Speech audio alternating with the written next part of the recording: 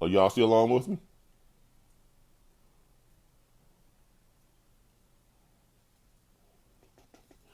All right.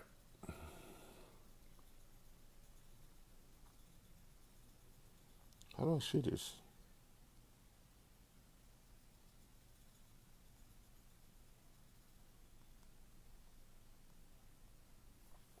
This is, thank you.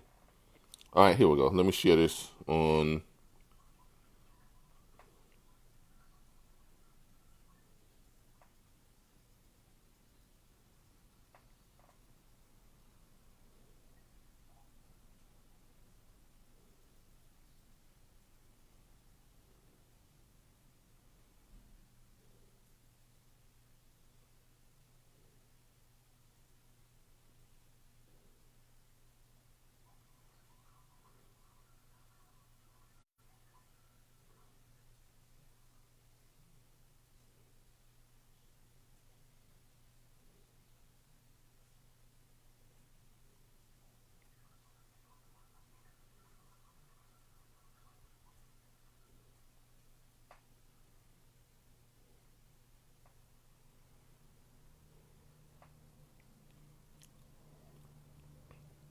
All right, hello everyone. Sorry about that. Um, this is Calvin, and we're doing something a little bit different today. This is something that we've never attempted to do before. We are going to be attempting to conduct a live field training. Now, this is will serve as the as our six figures booking freight from home show. That's what you all are plugged into right now. So if y'all will hold on for a second, don't go anywhere. I'm gonna see if I can switch over to this other group and let them know where we are. But we are broadcasting on several different platforms. We are broadcasting on about 9 or 10 different groups right now. So this is something new that we're trying, and we're gonna try and pull it off and see if it goes off without a hitch. Now the reason for this departure from our regular training, let me see if I can switch over without killing you all. Y'all give me. All right, sorry about that. Obviously, I can't switch over back over to my group page, but hopefully they went to my Facebook page and we were able to let everyone know that we are on live. Give me a second, everyone, and we'll get this field training started. What happened was I've had an emergency. Well, not really an emergency. We scheduled a transport for a vehicle pickup, but it actually went to two different transport, and they both are trying to pick it up, and one got canceled, and now neither one is picking it up. So I've got to do some I've got to do some what's called what's what I'm looking for. I've got to do some troubleshooting, and some I got to put out some fires this morning. And since all this is related, so guess what? Today's field training is going to be, and the subject of our field training is going to be communications. Okay, that's going to be the subject of the field training, because all of this could have been avoided with proper communication. And that was some of that was my fault, some of that was the dealer's fault, some of that was what you call it's fault. But hold on, let me jump on my thing on my live here.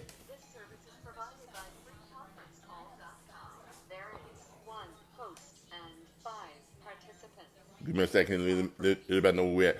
All right. All right. Good morning, everybody. All right. Here's what I need y'all to do. I need everyone to go over to Facebook and get on this Facebook Live. We're on several groups. If you go to the RBBS Logistics Learning Center, you'll see it there. If you go to All Truckers United, you'll see it there. If you go to the Freight Brokers Trainers and Freight Brokers Trainers and Instructors, you'll see it there. If you go to the Social Media Load Board, you'll see it there. Or if you go to our regular group, the RBBS Logistics Learning Center, you'll also see it there. We're also on, I think, Brokers and Truckers. We're also on Truckers Passing Time. So we're all over the place this morning. So I need you all to go to your Facebook page and get on this live, because that's where training is going to be at this morning. Why? Because I have to do this remotely. and we are doing what's called a field training. Something we've never done before. I don't think anyone else has ever done this before, but we are doing a field training this morning because we are dealing with a situation that I need to get rectified, and it's a good training tool. All right? So everybody get off of the conference call. Not if you're on Facebook, stay on. If you are on Facebook, stay on. Those of you who are on Facebook, stay. Those of you who are on freeconferencecall.com, get off of it and go to the live. Does everyone hear me? All right, great. All right, I'm going to go ahead and get off this right now.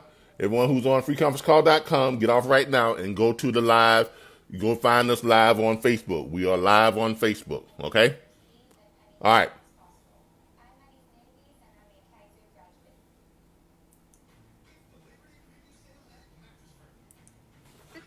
All right. All right, everyone. Uh-oh. My phone rotated. I hate it when that happens. All right, everyone. Let me get up and get out of here. I gotta get this happening. All right. So, what happened was we arranged for this transport to pick up a vehicle, a Nissan Titan, and it's coming out of Tampa, Florida, from a dealership there. But the problem is, we had a dealer here in town to arrange the transport. Okay, a dealer that I normally work with, and they're real close by, so I normally work with them, and we had them to arrange the transport. That dealer was supposed to call as soon as he made the arrangement to give us the instructions, and to let us know what auto hauler was picking up the load, and what time that they was going to pick it up. Okay, that was the agreement. That when they made the final arrangements, they were supposed to call us and let us know all the particulars. Well, that night came and we never got a call. So since we didn't get a call, babe, I gotta go. All right, love you. See you in a little bit. I'm AJ. All right. But since we didn't get the call, all right, baby. Since we didn't get the call, we assume, and this is the thing about assuming, in this business, that's why our communications is so key in this business. We assume that they had not made the arrangements. So guess what? Last night, what we did, we took it upon ourselves, and I contacted one of my private sources, one of the new transport companies that were trying to connect with us. So we said, okay, we'll give them a shot, and this would be their shot. So we contacted this new transport company, and what happened was, this new transport company, matter of fact, let me see if I can bring you all online with me. Let's see, bring everybody on camera. Bring on camera. On camera. Bring on camera. All right, I'm adding you all on camera if you want to be added on camera, so you all can participate in this. Make sure if you're on camera, there we go. I think I have y'all on camera.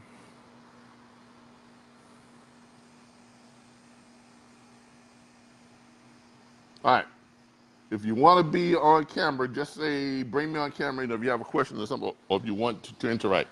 But anyway, what happened was, we went ahead and made secondary arrangements to have the vehicle picked up. All right. So then we contacted the dealership by text and told them that they need to call this new transport company. We left them the phone number for them to call this new transport company so that they could give them the address and the vehicle information and all of that type of stuff. Now, as I was texting the dealership texted me back about an hour later and said that, they already called us. They've already called us, and everything's all worked out. The vehicle's going to be picked up at such time, blase, blase, blase. Okay? So, naturally, we're assuming that the dealership, that the transport that we sent them the text for was the one that called them. Not. Okay, that's the whole thing about communications and assuming. Apparently, that was not the case. Y'all give me a second. I need to get in my vehicle here. Apparently, that was not the case, because apparently what happened was the original dealership that we had contacted to actually make the arrangements, the original dealership that we had contacted to actually make the arrangements, apparently what happened was they had already made the arrangements, but they failed.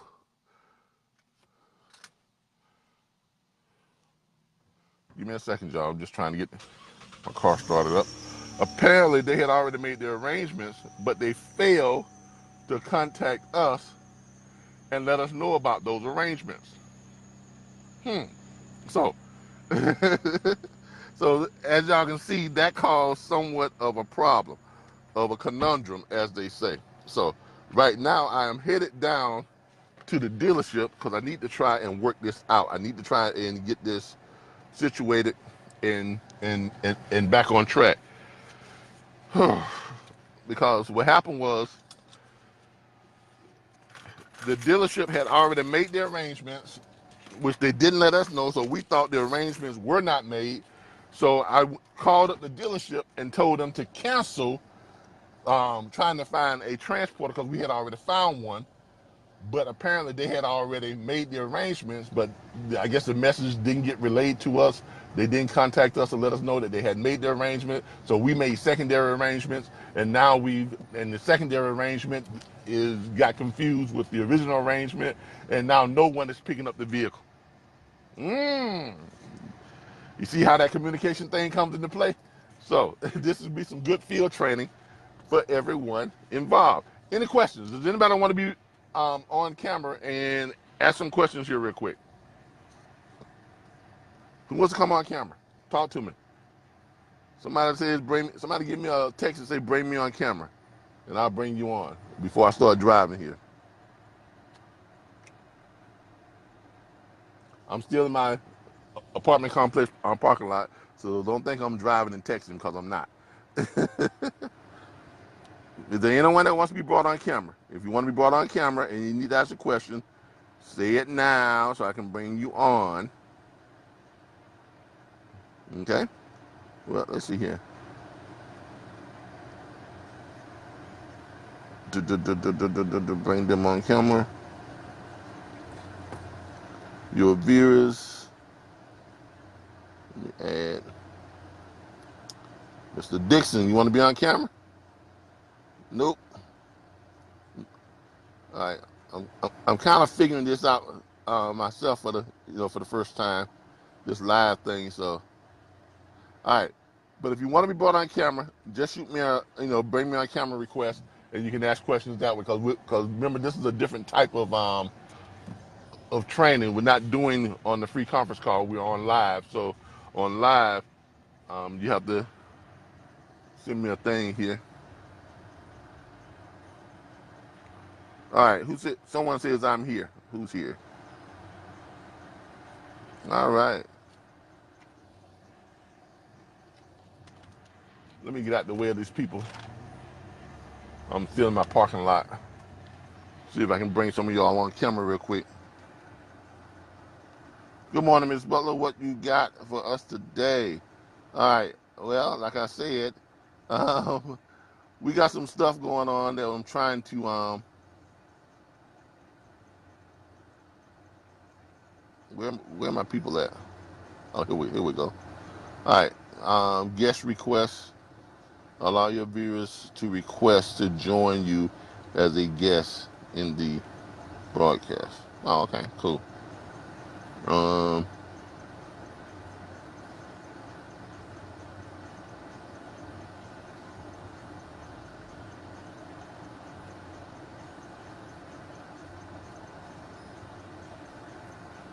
Wonder how many people can you add as a guest at one time? Does anybody know?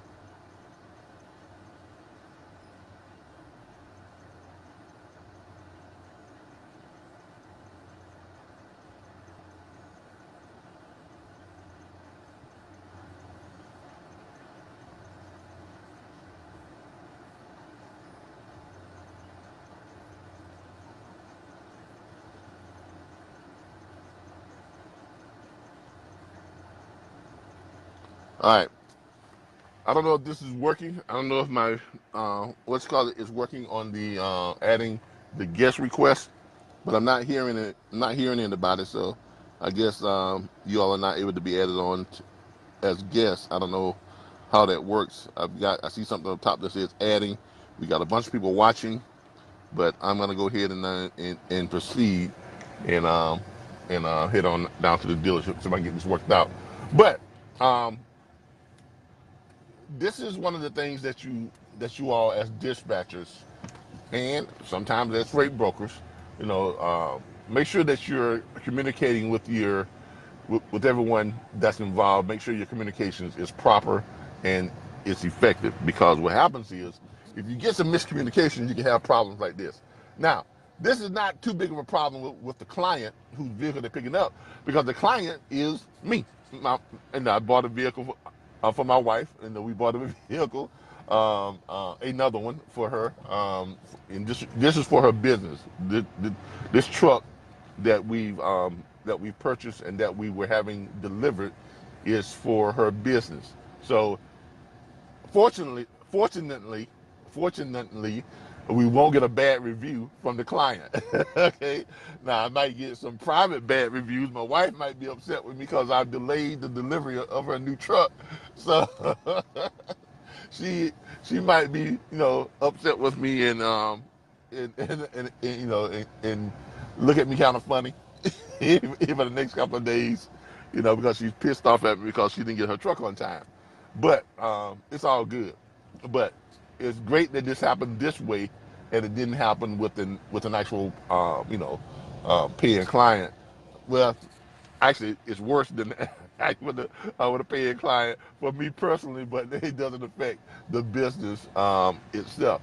So, but this is, like I said, stuff happens. Shit happens. I mean, this is the business.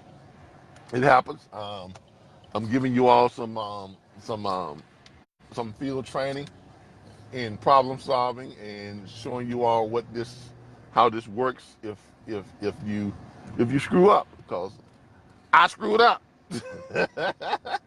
Even with me doing this on a regular basis and been doing this for years, stuff happens.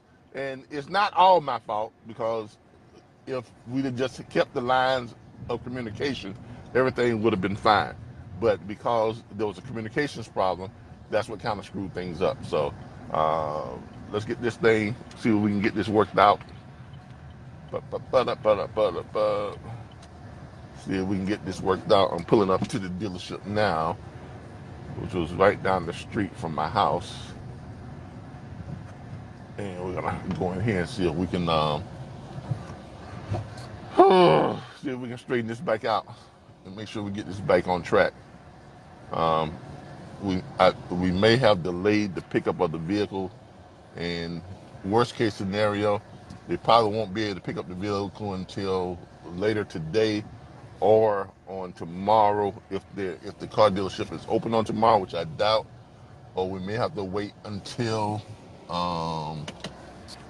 Monday. And I'm tell you right now, my wife is not going to be very happy with that. But hey, that's on me. That's on me.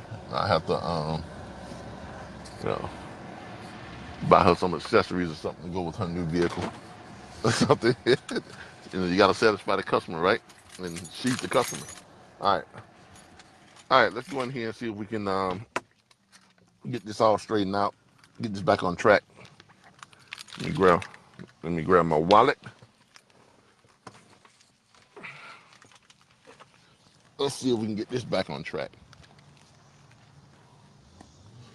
All right, let me switch y'all over so y'all can see what I see. There we go. Great.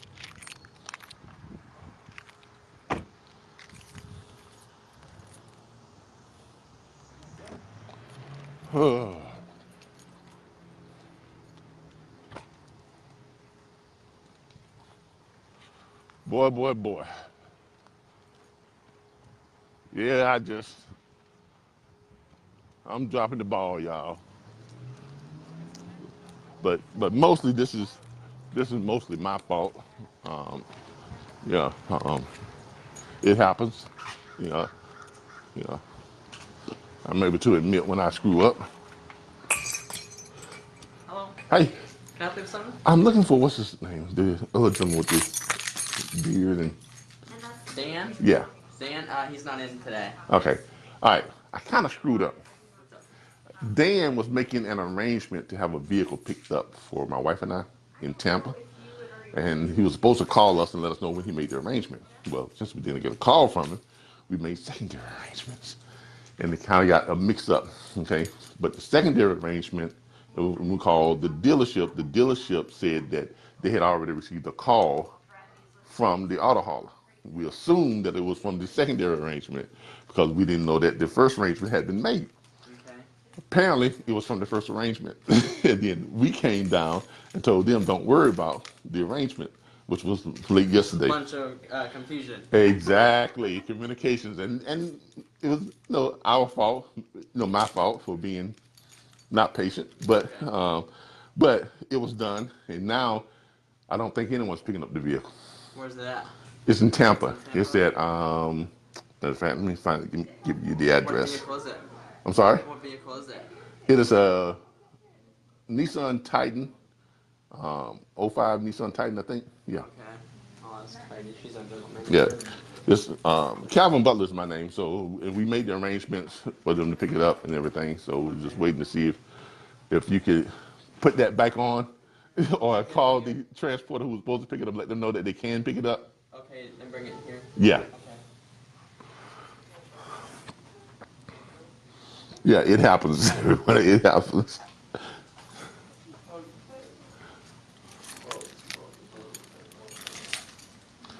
But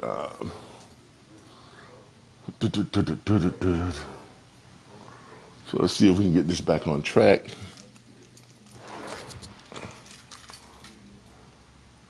All right, hopefully we can get this back on track and get this back, scheduled. Hopefully we didn't miss a beat. If we did, then it'll probably be a delay of maybe a day or so. But hopefully we can make this all happen the way it's supposed to and get everything back on track. I'm trying to bring somebody on camera.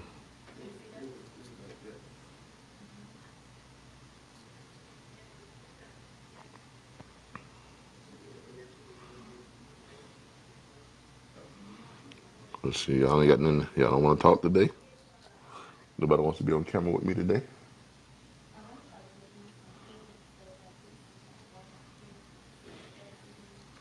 Good morning, T. Cook.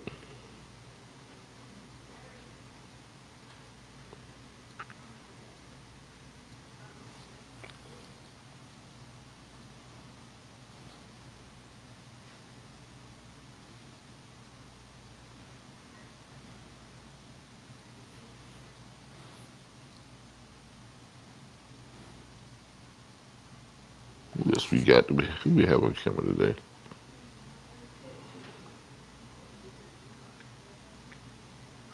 I'm trying to bring you on camera, Mr. Cook, T. Davis, T. Cook Davis. Okay. She had already dispatched it. Okay, great. And then it should be here on Monday. All That's right. the number for the transporter. Okay. If you have any questions, I guess. All right. But So it should be here for Monday. So Monday. Yep.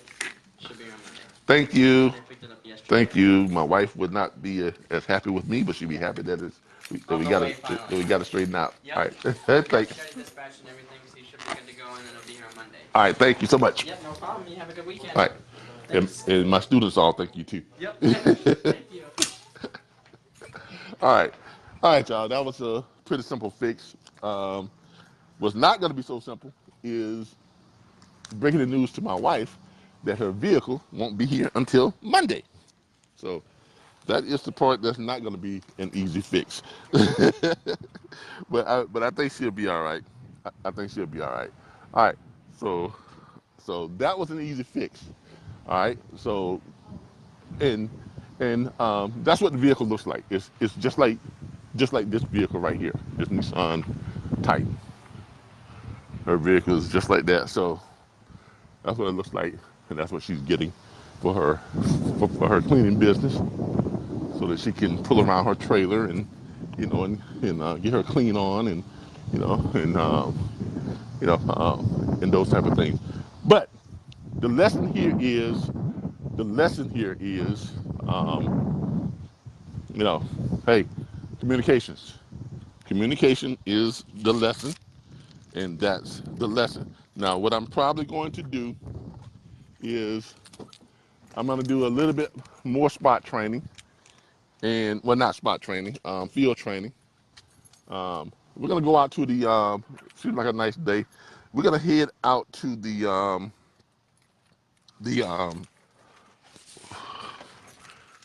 we're going to head out to the, what you call this morning.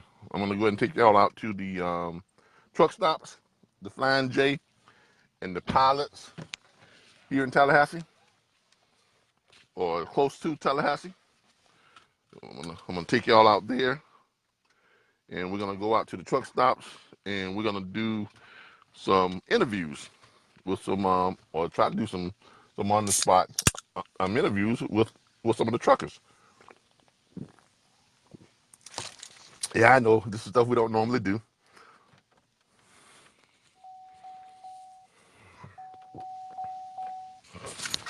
Did I do something wrong here? There we go. My keys weren't close enough to my ignition to started my car. They got this keyless start thing, and if the keys are not close enough to the ignition, the car won't start. All right, we're gonna head out to the car dealership. Not car dealership. We're gonna head out to the truck stops, and we're gonna do some try to do some live interviews with some individuals. First of all, do I need to go back home and get my business cards? That might be a good idea if I don't have any in the truck with me. Yep, that's what I need to do. I need to come back to the house and get my business cards real quick before we do that. Because we want people to know who we are, right? Of course we do. So, all right. Any questions, anybody? Anybody got any questions? Anybody want to ask questions before I get back on the road? I'm gonna pull over here in this little staging area here real quick before I get back on the road.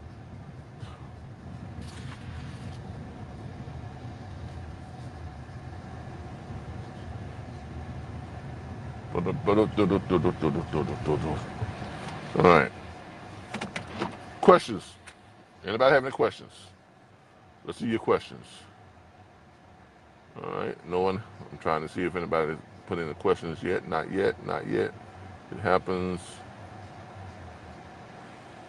I've tried to bring some of you on camera, but I'm not sure either it's not working or I'm just not doing it right. So maybe I'm just not doing it right. That might be the thing. I see some of you all in green, and I see some of you all are in blue. And those of you who are in green, you got your camera thing on where it says add the plus camera, but I don't see where I can actually add you.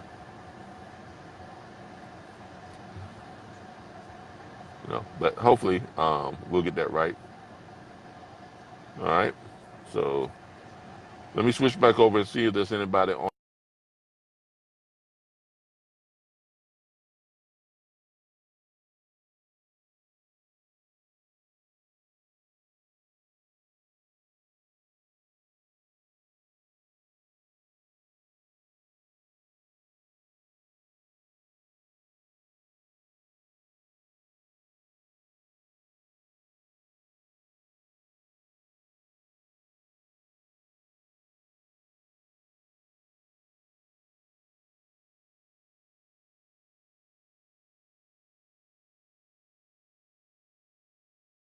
All right. So everyone is on Facebook.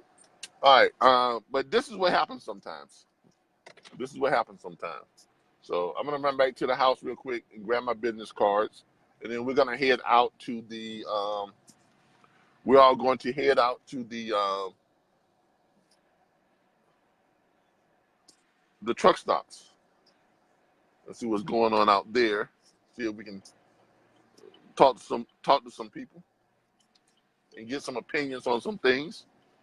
We're gonna get some truckers' opinions and their view on the industry and what's going on, and what they need as far as freight and things of that nature. Now, this is something that I would recommend that you all would do, occasionally, in your own areas. Because look, I know a lot of times we get caught up in just being at home or at your office, and you're stuck behind that desk, and you get busy calling up and signing on carriers and going on the load boards, and you're on the computer all day long, and you can kind of get caught up in that.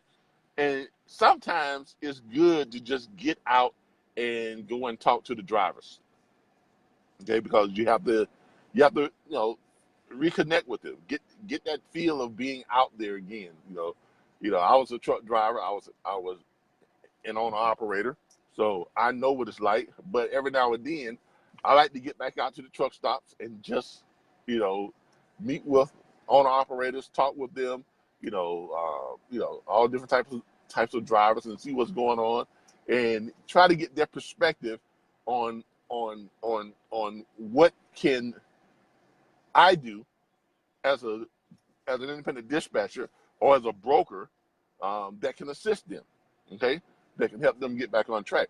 It's also a good way for you to go out and to educate, carriers and owner operators on what you actually do. Because I'm gonna be honest with you, a lot of owner operators and a lot of carriers and stuff, they really don't have a clear understanding as to what a dispatcher can do, what a dispatcher can do for them. Okay, they know what dispatchers do, or they think they do, but they don't know what a good dispatcher, okay, a good, well-educated, informed about the industry, what that type of dispatcher can do for them.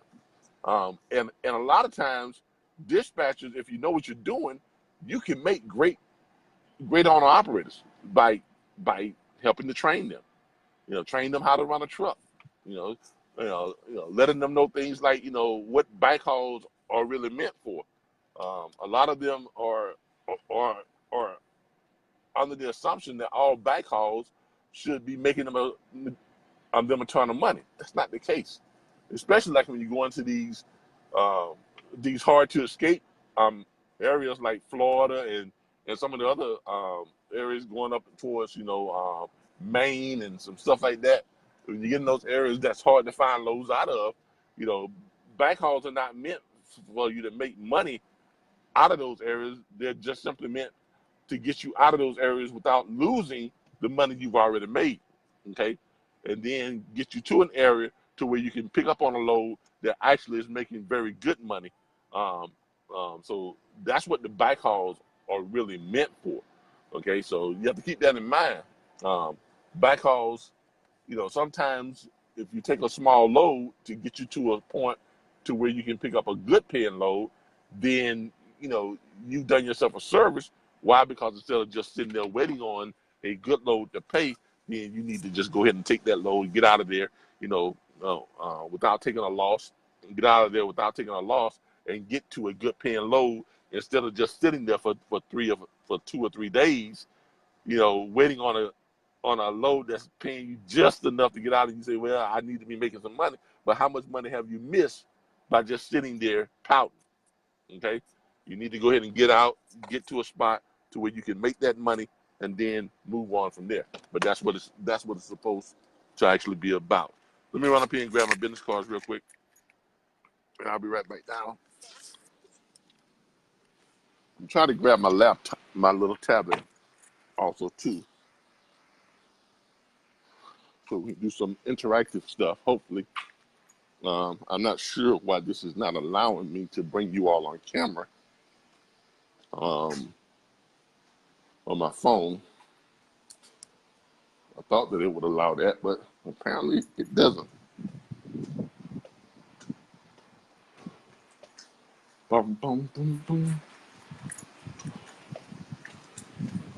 Yeah, I'm getting in shape walking up and down these stairs.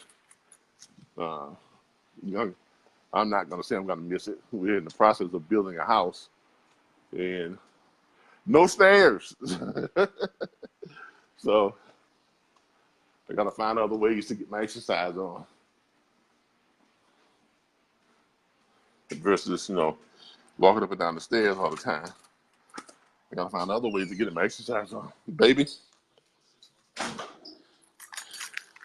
don't get mad at me because I'm on live. So I'm going to break the news to you. So hopefully I got witnesses and you won't hurt me. They won't be able to bring your truck until Monday.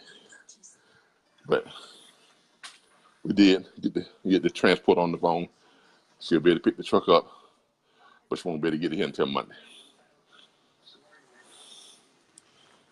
I'm sorry. AJ, you sad too? AJ was sick last night, y'all. Thought I'd have to take him to the doctor this morning, but he seemed to be feeling better. She ain't happy either. Not happy, baby? I love you. Give me a kiss. Baby. All right, y'all. Let me grab my my business cards, and then I've got to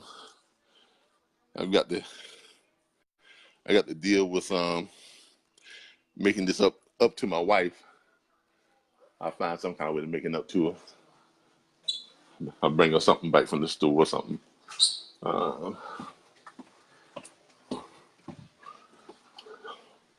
All right, so there we are.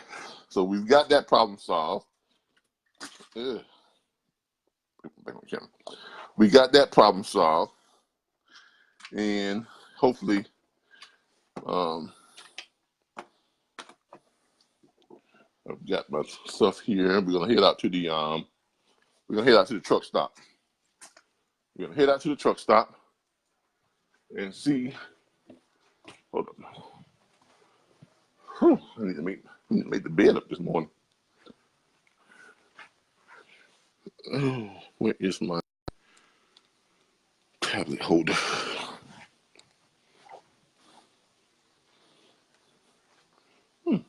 Oh, y'all see my? Y'all didn't see my my massage chair.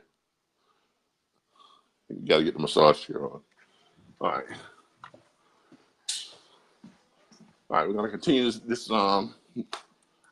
training. We're gonna head out to the we're headed out to the truck stop. We're gonna do some interviews out there. But I'll be back, okay, baby? All right. All right. Oh shoot. I need to call the maintenance on about that.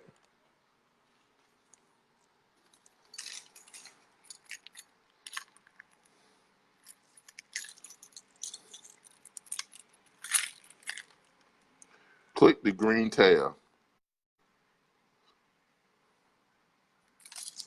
There's Mr. Cook. Mr. Cook, how you doing? Shoot. Everything wants to fall apart on me this morning. My key just dropped off my keychain.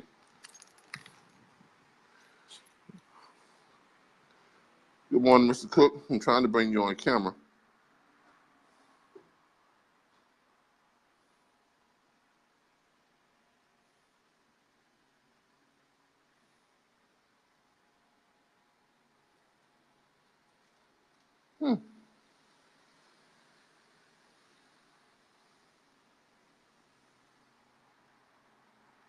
Right. I'm trying to add some of you all onto the live and bring you all on camera, but I've been unsuccessful at doing that here. So I'm not sure if I'm doing it correctly or if you all are just not wanting to be on camera with me. But either way, it's not working. So I've got to figure something else out here.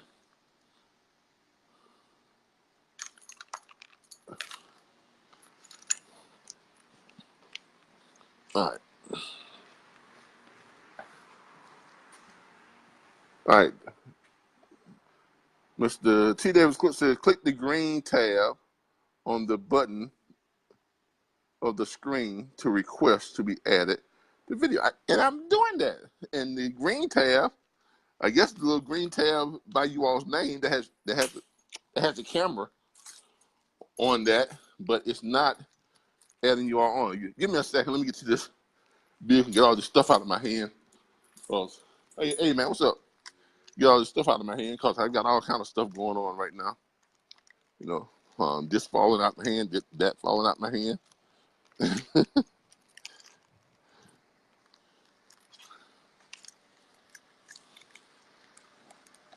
Let me put this tablet down.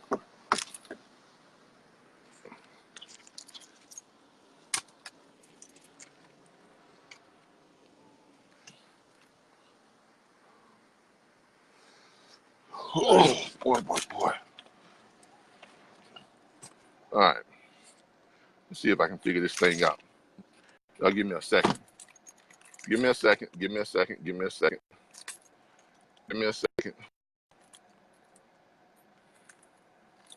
All righty. Now let's see if we can figure this out. All right. So we got a green. All right. See where it says the plus. And I'm just clicking and clicking, and nothing's happening. I swear to you, nothing's happening.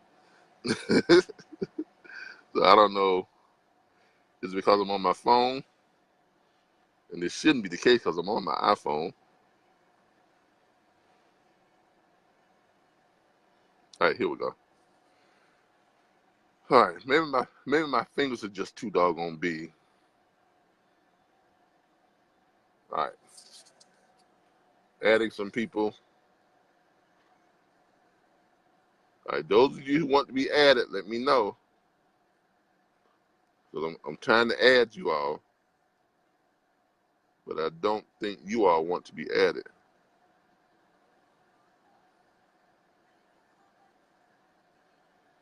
Pin comment.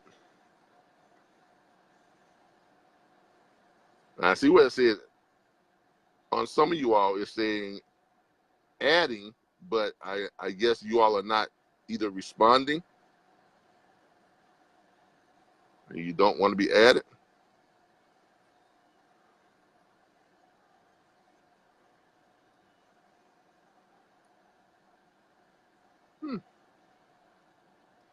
All right. I don't know what else to do.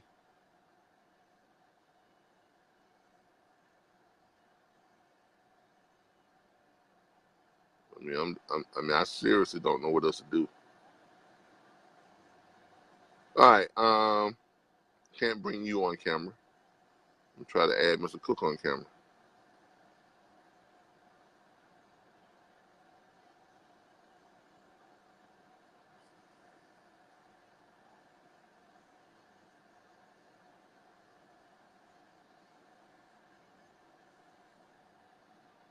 Okay, can't bring T. Cook Davis on camera.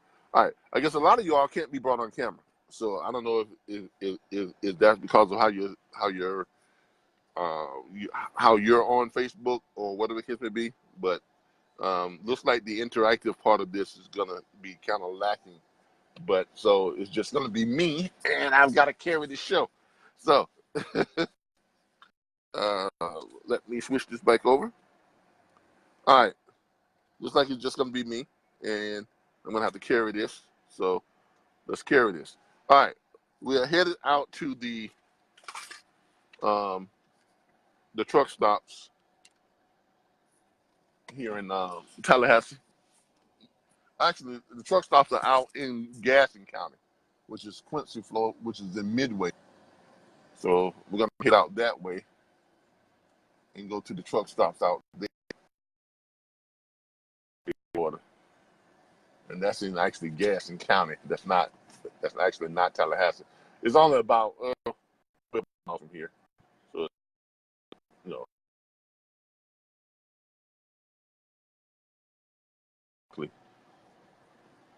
jump on the interstate and head out that way.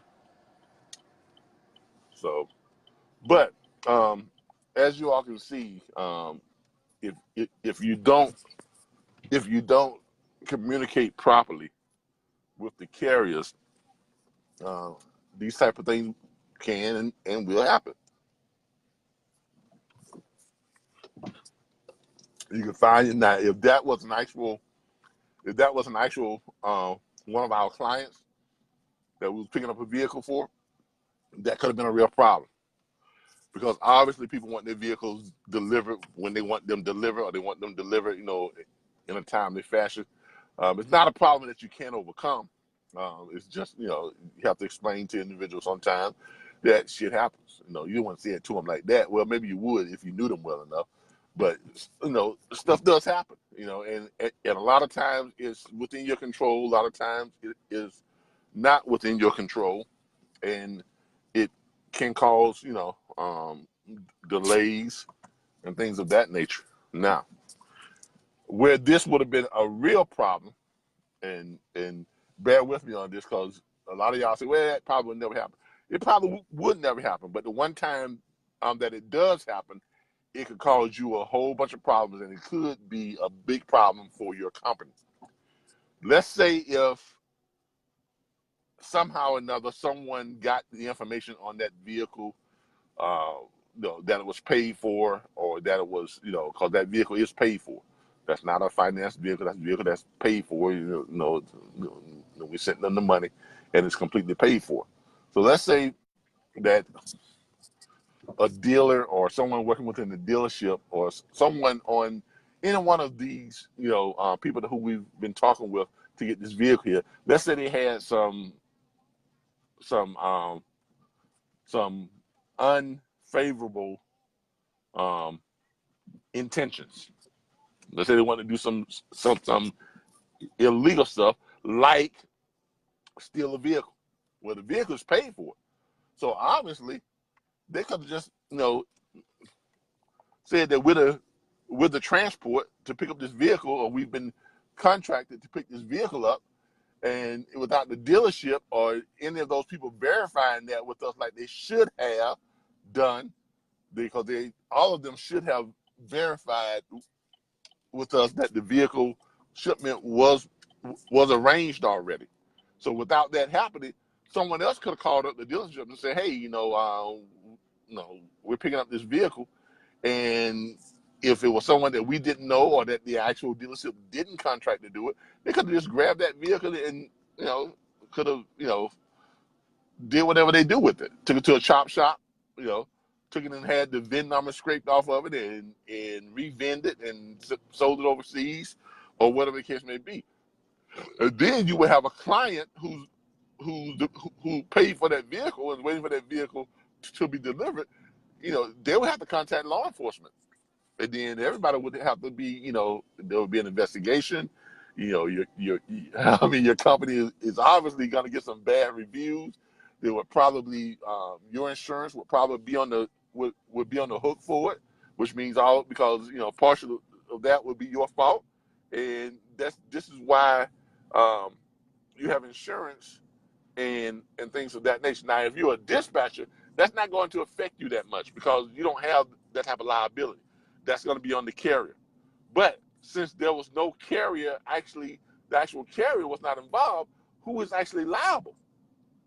So that brings up an interesting question, because the carrier who you actually have a contract with is not the carrier that picked the vehicle up, because it was a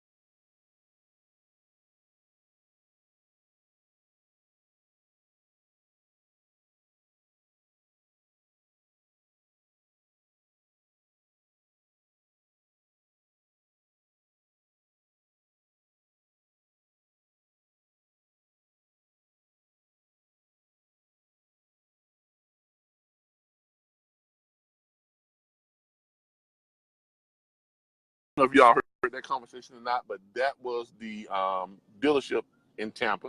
Says that the transporter just re-verified with them, and they are there right now picking up the vehicle, but they won't be able to deliver it until Monday morning. So that's good news. The vehicle is being picked up as we speak. The auto transporter is there. They're picking up the vehicle as we speak, and they will have it delivered to my wife Monday morning, full of gas and all cleaned up and all that good stuff, and hopefully I'll be back in her good graces again. Hopefully, well, but we will see. All right, so yeah, that's that. All right, so we're out on the road now. We're gonna go ahead and head out here and get on this interstate and get out here to the truck stop, and we're gonna conduct some live interviews. And look, this is nothing that's planned. So like we do all of our training is live, and and this is the first that that I know of. I haven't seen any other freight broker trainers, do anything like this or attempt anything like this. Any other dispatch trainer or anybody actually attempt this. So y'all know how we do things. Just what we do. We show you all, what the real deal is and how things go down. But this is where we're headed out here to talk to some of these truck drivers and get their opinions on some things and see what the real deal is. Kind of bring y'all up to what's called speed. Y'all have to forgive me. I'm getting ready to get onto the interstate, so I'm gonna take my time here. Not very much traffic out today. All right. Of course, I got my phone on my hands free, so I don't have to keep my hand on my phone. Got my earset in, so I don't have to, keep looking down or trying to hear what's going on. So that's the only way to drive nowadays. You gotta have everything's gotta be hands free. Safety first. But it's a nice, clear day, beautiful day. On days like this, get out of the office. Go down and talk to the carriers, visit the truck stops, see what's going on. Um, you know, get a feel for everything. Especially if you're, for a lot of you new people, if you're new to this industry and you've never done this before, um, get out, go to the truck stops. You know, get a feel for this business and see who it is you're dealing with, on a day-to-day basis. Kind of get their perspective on things. So that's what you want to do. So that's what we're doing. We're headed down here to see what's going on at the truck stops. But we was glad to get that taken care of, get that situation, handled, and the vehicle is being picked up, so that's under control. But sometimes things happen, and sometimes you have to, get out and do some problem solving.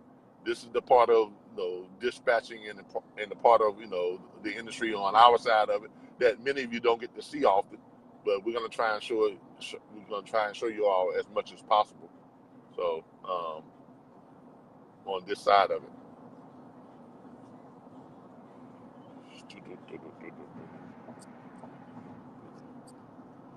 Well, see, I didn't win the lottery last night. It's still up real high. I didn't win the power. Well, what did that play last night? The Mega Money or whatever that is. Yeah, I pay like $5 worth every week. My dollar a dream. Yeah. All right, we're gonna get off up here. And then we're gonna get on to US 90, and then we're gonna stop at the Pilot first, and then we're gonna go down to the Flying J. Or I may just go all the way down to the Flying J, and then on my way back, stop at the Pilot. But we'll see.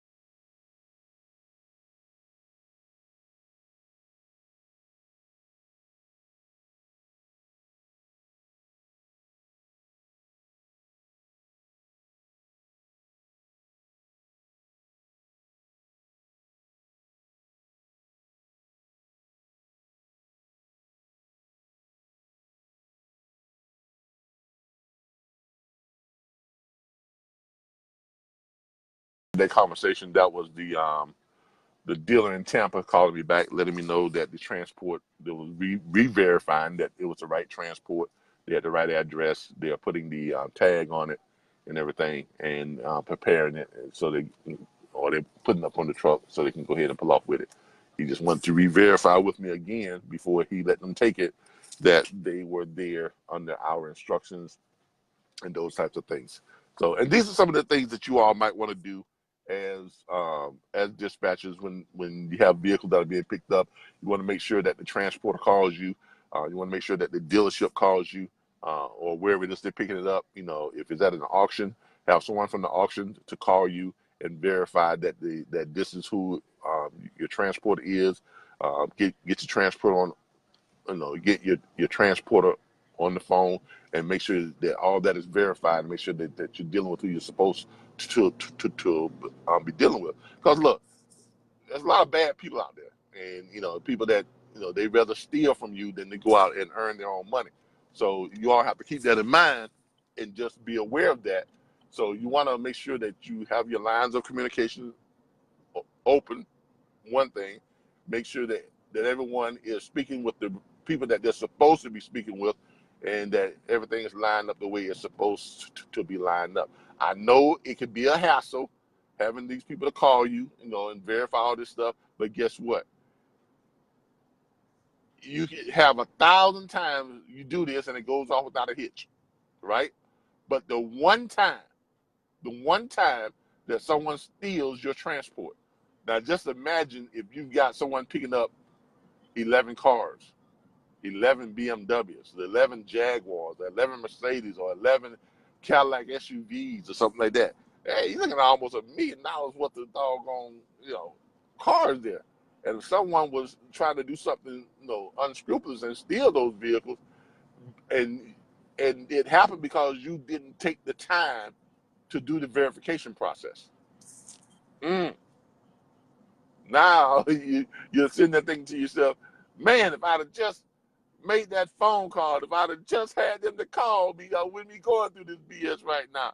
I wouldn't have the sheriff department all up here going through all my stuff and wondering how this happened and this and that. And I've got to file this report and that report, and I've got the Federal Motor Carrier Association all up my butt, and DOT and the Federal Bond Service. Everybody's coming down on me. Why is this happening to me? It's happening because you want to pay you got to pay the cost to be the boss. You know, that's why it's happening to you. You want to be the boss, so guess what?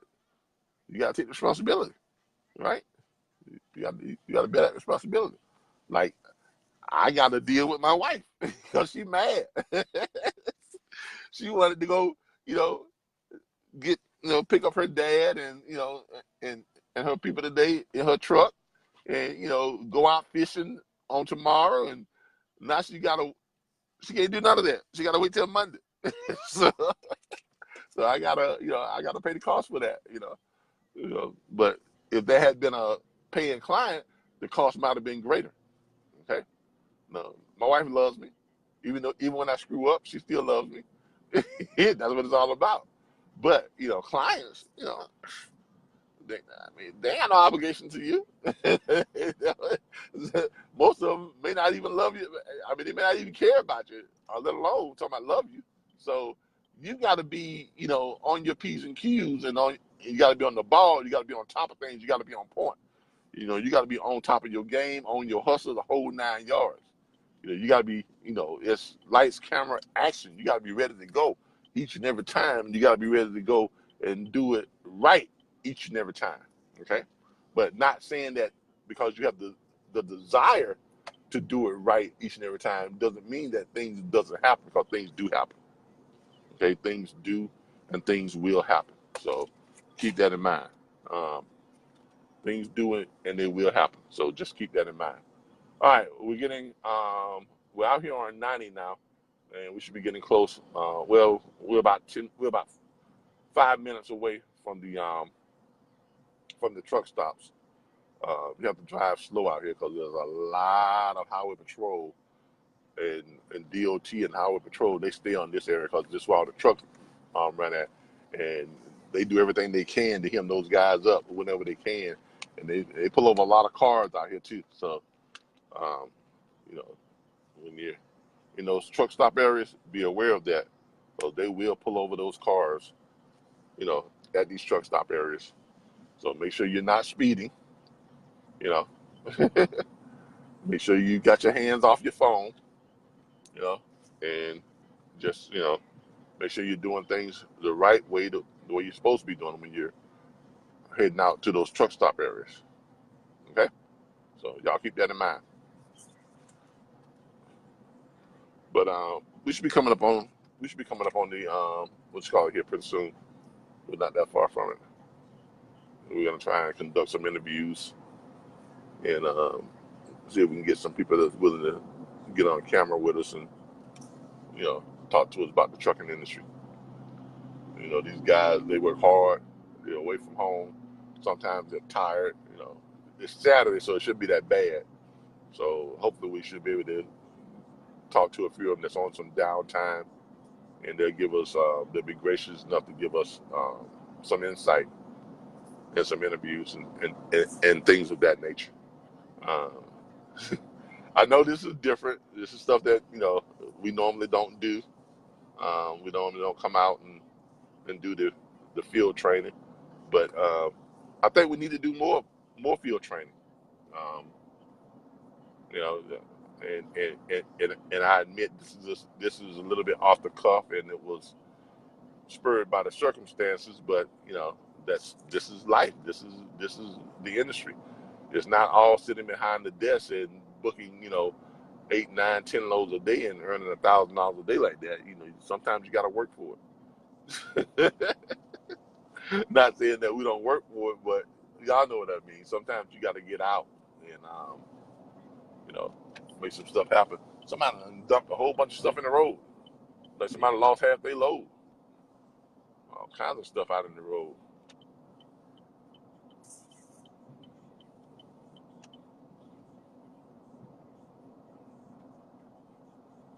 Do, do, do, do, do. Right. I wish I could brought some of you all on camera. I don't know how to work that thing. I think it's me because I've clicked on the green buttons and not be able to bring you all on. I need to work on my free conference call and get that more stable, because if we could have been on that, then we could at least been interactive. And maybe next time I'll be able to do this through our conference calling system and be able to keep it up and going while we're on the road. Um, but that's the problem I have with that, because it's so. I mean, it requires a good connection. It it won't run off of the. Well, it will run off of the phone's internet, but it drops calls and you have to keep rebuffering it, and I just don't. I can't keep my hands on it while I'm doing stuff like this. So, but I'll try and figure out, you know, a way to stabilize that, so that the next time we do field training, um, we'll be able to do it from the actual conference call link and not the Facebook Live. So, but Facebook Live is good for being able to transmit, but I can't interact with you all the way I want to on Facebook Live. But you all are getting a great bird's eye view to see what's going on. I will be able to download this, so be able to put it on YouTube so that you all can go back and play it back and things of that nature. So that will be an option that will be available to you. All right, we're getting up here close to the pilot. Now the pilot, it's the smaller one. The Flying J is the very big one that we have here in town. This one is a smaller. It's a small truck stop. The pilot that we have here. It's not quite as big. So we're pulling in here.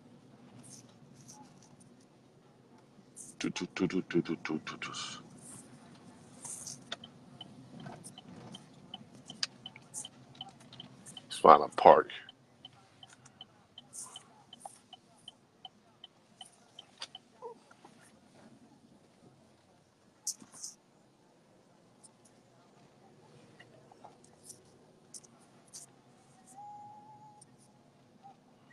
Got some guys just pulling in, getting out their trucks and stuff.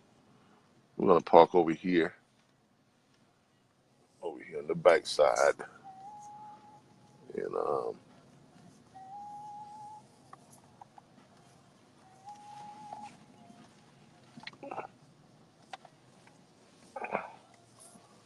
get you all out so y'all can kind of get a look at what's going on.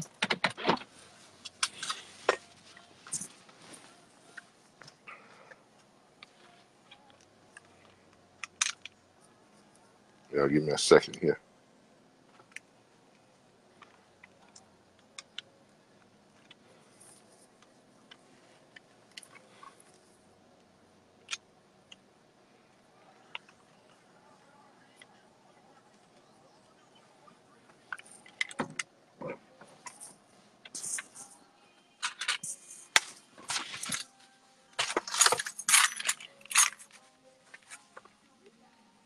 Try not to jiggle y'all around too much.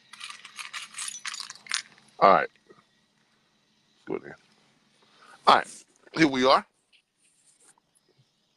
As y'all can see, this is the pilot here in Midway, Florida. We have two truck stops here. We have the pilot, and then down the street, a little ways, there is the Flying J. Now, the Flying J is the very big one. It's actually one of the bigger truck stops here in Florida. It's pretty good. Um, this one is kind of small, as y'all can see here. It's got the trucks lined up here. It's kind of small. Yeah, you got the little Waffle House across the street. Um, this pilot is, I think it has a subway in it, things like that, so the trucks can come in and they can, they can shower. I think think you can get a shower in this truck stop. Um, I think you can still get a shower in this truck stop and things, but it's one of my buddies, one of my high school buddies. You from Quincy? Yes, I am. My name is Calvin Butler. Okay, I'm saying what, Yeah. You went to school with one of my uncles. Who's that? Either David. no, Okay. might have been Cassie B. I don't remember the name. Well, man. what about Clarence or Woody? Clarence, Yeah. yeah. Clarence George. Yeah. That's my uncle. I was talking about, I got a familiar. Yeah. Yeah, man, good to see you. Hey, good to see you. I'm just out here. I've got a bunch of students online I'm talking to right now, and I'm bringing them out to show them the truck stops because I do the logistics training, train them how to be dispatchers and freight brokers and stuff like that. Man, So good to see you. Good to see you. All All right. Yeah, one of my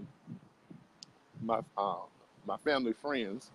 That gentleman went to school with my uncle. He was raised with my uncle and things like that. So he's one of my family friends and things of that nature. So, but this is the pilot. You can see here, it's pretty nice. I mean, it's kind of a small operation, but it does what it needs to do. They got a subway, as y'all can see here, where the drivers come in and they get to hang out. As y'all can see here, they got a nice little subway and stuff. You got some of the drivers in here, so they get to hang out and stuff, and and things like that. I guess anything around here? No, nothing around there. Doesn't look like a whole bunch of drivers in here today. Um, as you can see here, they got showers and things of that nature, showers and stuff like that. How you doing? How you doing? How you doing? I'm just out showing my students the pilots and stuff. We do the logistics training. Yes, sir. With RBBS Transport. Really? Yeah, we have a logistics training platform called the RBBS Logistics Learning Center. Right. Got about 3,000 students worldwide. So I'm doing a Facebook Live showing them. Yeah, I do actually. I think I left it out there in the car. All right, but I thought I'd stop by and come by and show them what goes on at the truck stops and stop here and stop at We're gonna stop here and also stop at the Flying J down there and see if we can maybe talk to some of the drivers and stuff. Yeah. Give them a feel of what's going on. But on an average day, about how many trucks you get here? On the average, Yeah, on the average. man, hundreds. Yeah, if not more than that. Huh? And this is actually not a very large pilot. No, it's not. Yeah, because I've seen some that were huge. Yeah. Yeah. So you got any job opportunities? What we do is we offer all the tools and resources, everything that a person needs to book freight from home.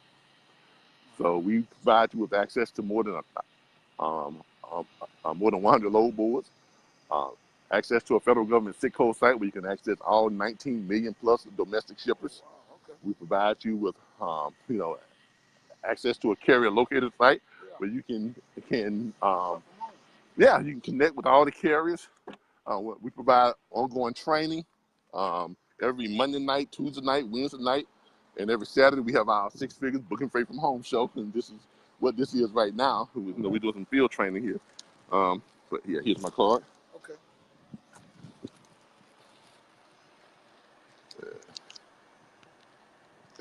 Break it out. Yeah, there we go. But yeah, here's one of my business cards. My name is Calvin Butler. Man, come on, man. Timothy Brown. I never forget you. Yeah. Played at James in St. High School. Yeah, I was a fan of yours for many years. Oh, I appreciate it. Timothy Brown, I got my own courier business.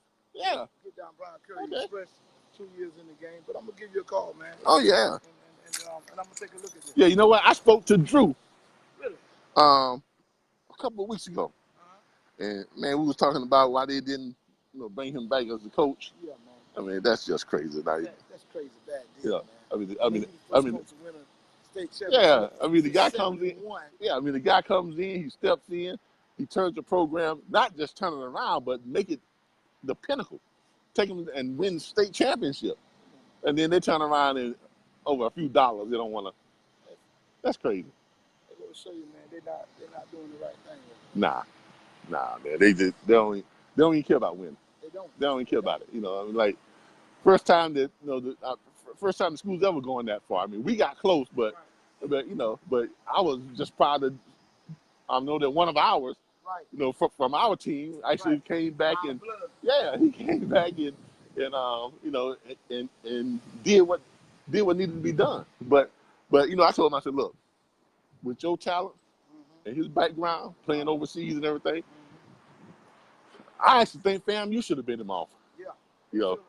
I mean, a lot of these college universities. I mean, Drew's got that kind of knowledge. I mean, I don't know too many people that got that type of basketball knowledge, and not just that, but able to transfer that over to people and make it applicable. That's true. That's why he's always been a winner. That's true. And you got the passion for it. Yeah, So definitely got the passion. He'll be all right. Yeah. All right. Well, I'm just, showing them the ropes and everything. Okay, man. But a good scene. But keep in touch, man. I'm gonna reach out to you, man. All right. All right. Do that. That was one of my classmates. As y'all gonna see here, he was one of my old fans when I back in the day when I used to play basketball. Yeah, I used to play basketball. I was actually pretty good at it. Played college. I actually had a tryout with the San Antonio Spurs. So, just doing some stuff.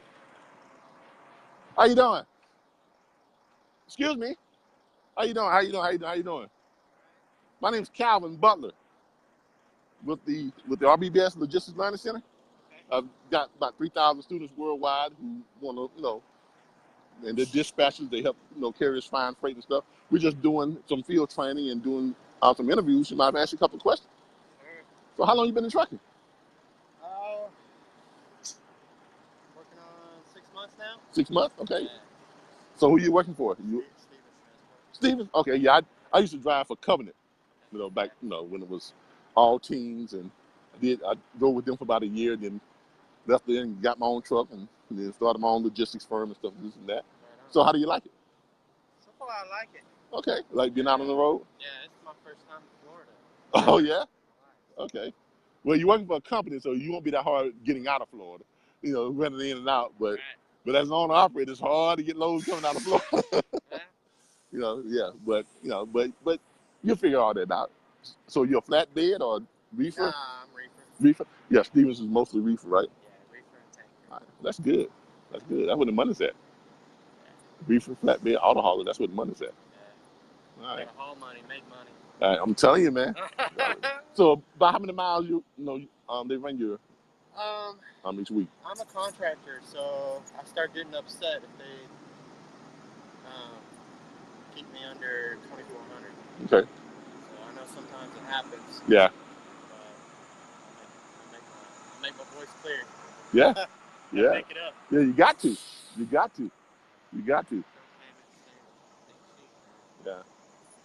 So you went all over the country, or you just southeast? Or? All over, except for up in Oregon and Washington. Okay. You don't like the mountains? I haven't been out there yet. They don't allow us to do it until we have about 3 years. Oh, okay. Let's see. Covenant wasn't so kind. My first trip with the trainer. Yeah. With the trainer, we headed up to Mount Whitehacta or something in Washington State. Yeah. And the trainer said, okay, well, if you're having a problem, wake me up. He went to sleep, right?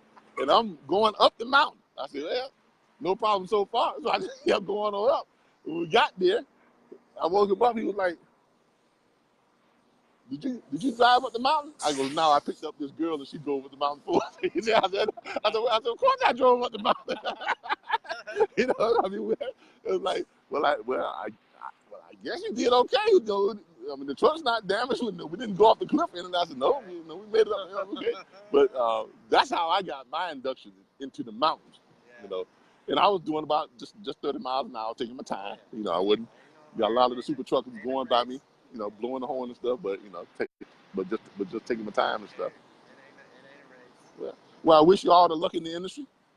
Thank you for talking with us. Hey, no problem. Look us up online with the RBBS. You got a card or anything? Yeah, I do. With the RBBS Logistics Learning Center, and I have I have a dispatch firm, which is RBBS Transport. All right. All right. All right. Appreciate you talking with us. You got to wear these big trucks.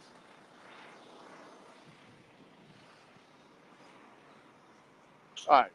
Not much going on here at the pilot, but I'm gonna take y'all down here to the Flying J. Now that's got a lot more going on down there. There's a lot more going on down there at the Flying J. See, who wants to come on? Let me Crypto. How you doing? Improve you. I think I approved somebody that wanted to come on. I'm trying to add you now.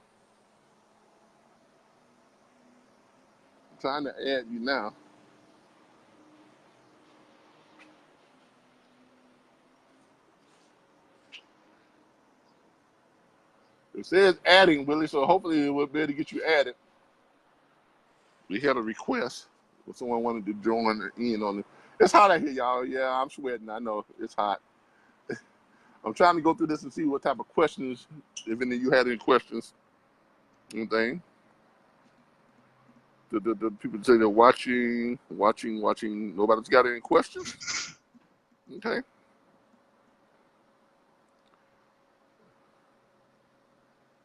Justin is watching. Okay, Calvin, where's the best place? All right, here's a question. Hey, Willie, how's it going, man? What's up, Calv? How you doing, brother? I am, man. I'm out here working. Man, I'm out here working like a runaway slave, man. What you got going on? I found the training. I'm sorry? To be so interesting this morning. Okay. This. Yeah, man.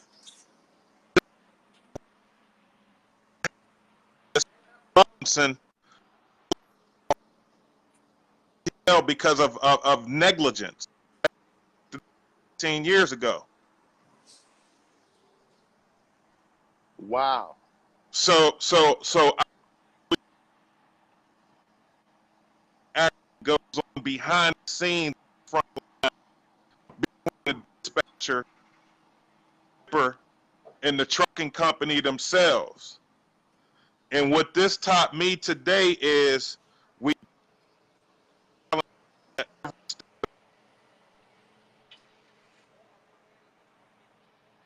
Yeah, I mean, I'm I'm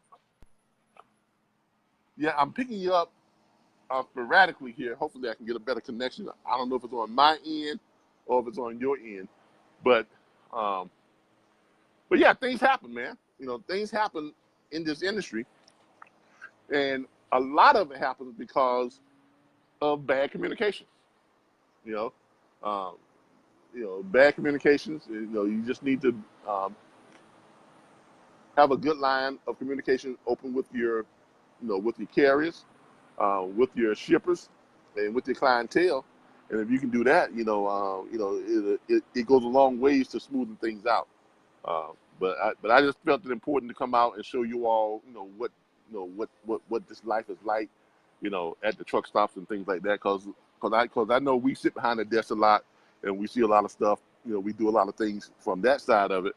But I wanted to bring you all out and kind of get the side of it, see if we can interview some truck drivers and things like that, and just show you all what's going on, especially for those people who are new to the industry.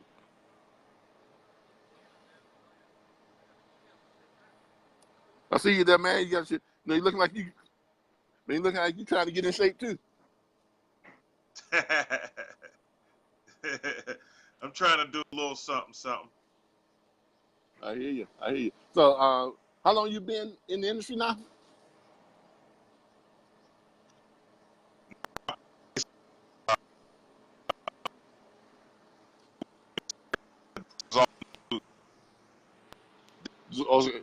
Okay, so this Shouldn't is be all that new to hard. you. Nah, look. The only thing about this is make sure you concentrate on the things that are gonna make you money. Okay, stay focused. Don't get sidetracked by all the noise and stuff that don't mean a hill of beans. If you just stay focused on basically finding your carriers, okay, contacting your carriers, hitting them with the pitch, learn the pitch, right? When you hit them with the pitch, if they agree to it, you send them the dispatch agreement. You send them the profile sheet. Make sure they fill that profile sheet out and get that dispatch agreement back. And after you've done that, everything else pretty much takes care of itself. Because once you got yourself a client, right, and you know what they're looking for, everything else is gonna just run it. Everything else is gonna dictate how you go from there. And it's just basically a step-by-step process. After you got that dispatch agreement back signed and you got that profile sheet back signed, all you got to do is you call your carrier up, every morning, where you at, or you can just send them a text, WYA, where you at? And he responds by, I'm in Dallas, Texas. I'm in Atlanta, Georgia. I'm in Tampa, Florida. And you might want to ask him to say, where you at and where you want to go. He might say, I'm in Tampa, Florida. It don't matter. Just get me out of here. I'm in Dallas, Texas. It don't matter. Just send me where the money's at. Then all you've got to do is what? Go to your load boys, find him 2 or 3 loads. Either text him or call him back and say, hey, here's your options. Which one you want? Give me number 2. Then you're just going to follow the steps from there. You're going to call back the poster who posted that load. And ideally, that's going to be a broker. And you're going to say to the broker, what? Hey, broker, I got a carrier that wants this load. The broker's okay, great. Shoot me over the DOT number. You see how everything just kind of feeds itself from that point. And if you just follow the natural progression or the order of the booking of the freight, you can't go wrong from there.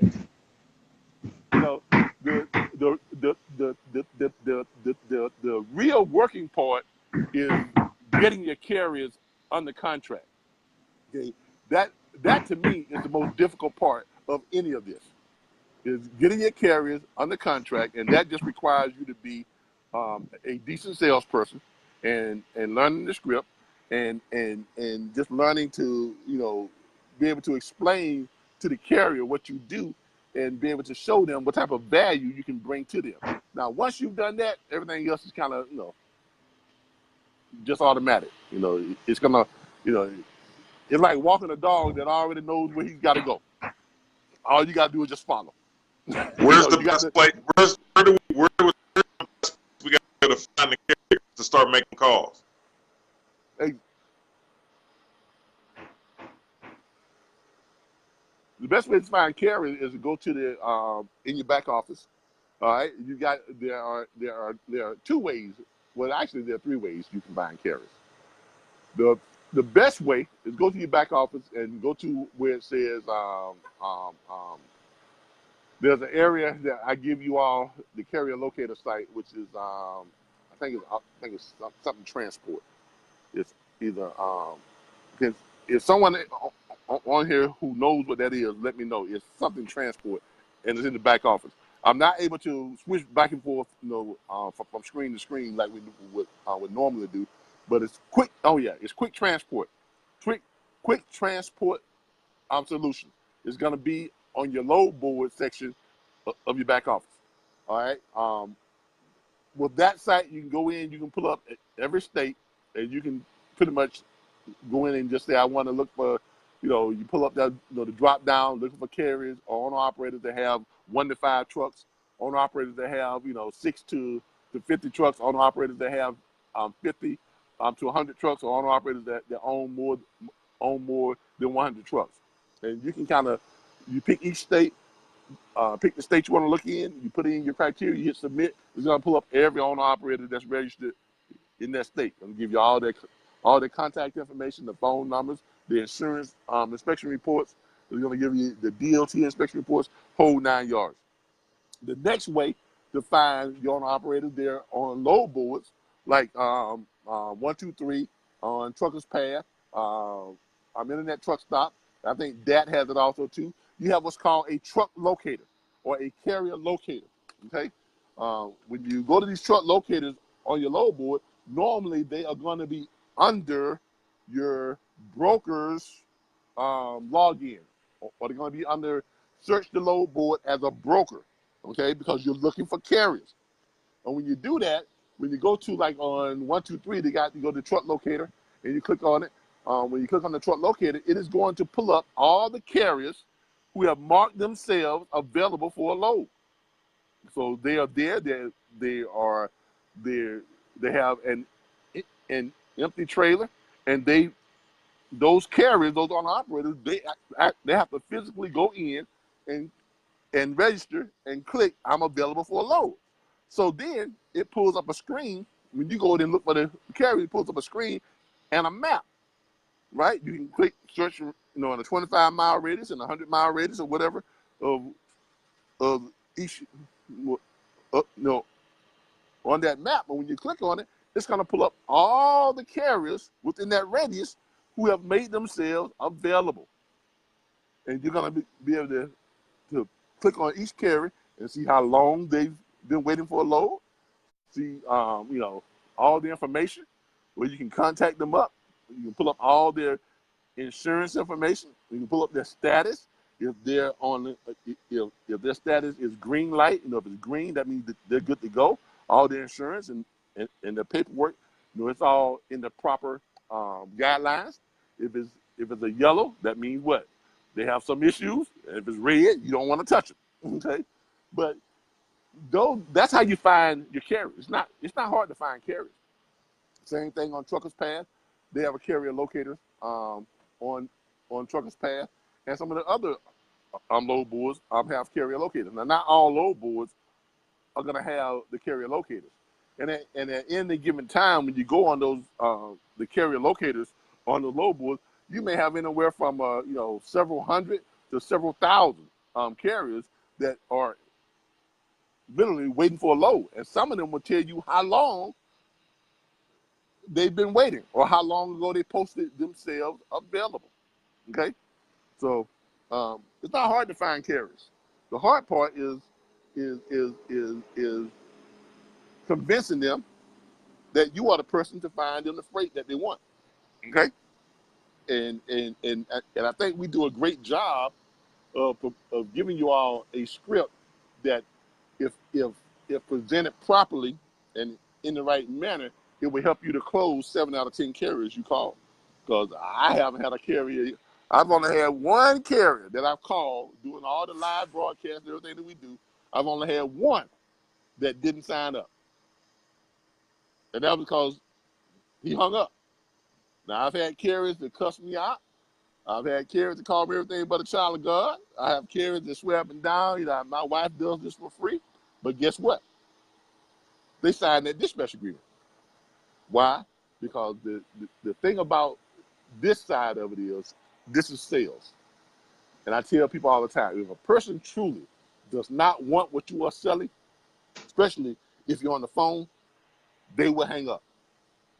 If they don't hang up, guess what? You keep selling. Just keep selling. And the pitch is designed for you to be able to keep selling. So the pitch is designed in a manner that if presented right, there is no objection that the pitch cannot overcome. It's a no-brainer. Okay? So if you Got learn that pitch, go back and watch the videos that we have on the perfect pitch. If you go to your video library, if you scroll through it, you'll see something that says the perfect pitch. Okay? That's when we actually call up and pitch no carriers live on the spot. All right? But yeah, hey man, I appreciate you, being in the platform. I appreciate you, coming on live with us, and sharing your experience and sharing your knowledge and stuff. And I'm gonna mosey on down here to this pilot. I mean, to see if we can add some more, get some more interviews and things like that. Okay. All right, everybody. All right, let me head on down here. But this is the pilot, as y'all can see. Got a few trucks out here. Got a lot of power only. Now, and for those of y'all that don't know what a power only are, power onlys are these carriers that don't have any trailers. They just run and pick up loaded trailers, and they what they call dropping hooks. You got some carriers that will drop their trailers out here. They come home, and they'll drop their trailers out here, and then they'll drive on home.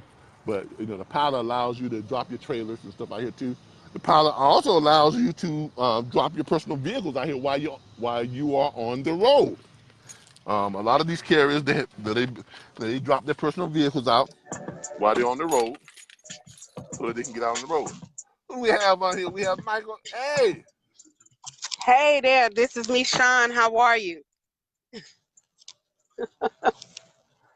Can you hear me?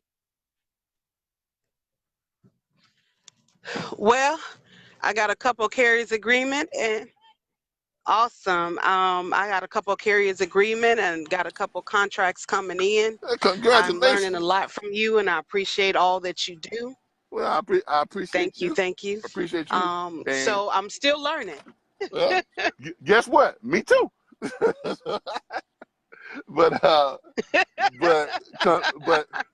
but congratulations on your carriers. Thank you. That Thank picked you. up. It's good to know that we have students that prove every day that this works. That's why we're here. It does work. That's why we're here. It's good to know that we have students that prove that this works every day. That because we've got some people on your because look, I love this industry. I mean, there ain't too many places where you can get out and do this stuff, on the road, on the fly, just like you see what we're doing right now. What's to stop you all from doing the same thing, taking your laptop or your tablets or whatever, this and that, and you're on vacation and you're still booking freight, right? Yes. Yeah, And then the good thing about it is that the advantage that I have is that I'm a trucker's wife. yeah, And it started off just as a contract between my husband and myself, and it has turned into a great industry for me. And that fact that I have my own travel business agency, it just makes sense. exactly. Look, I tell people all the time, anytime, because this is my definition of financial independence. And to me, it's not, I mean, you don't have to be a millionaire to be financially independent. You just have to be Thanks, in a Danielle. position. You just have to be in a position to where you don't have to worry about where your money's going to come from. That's right.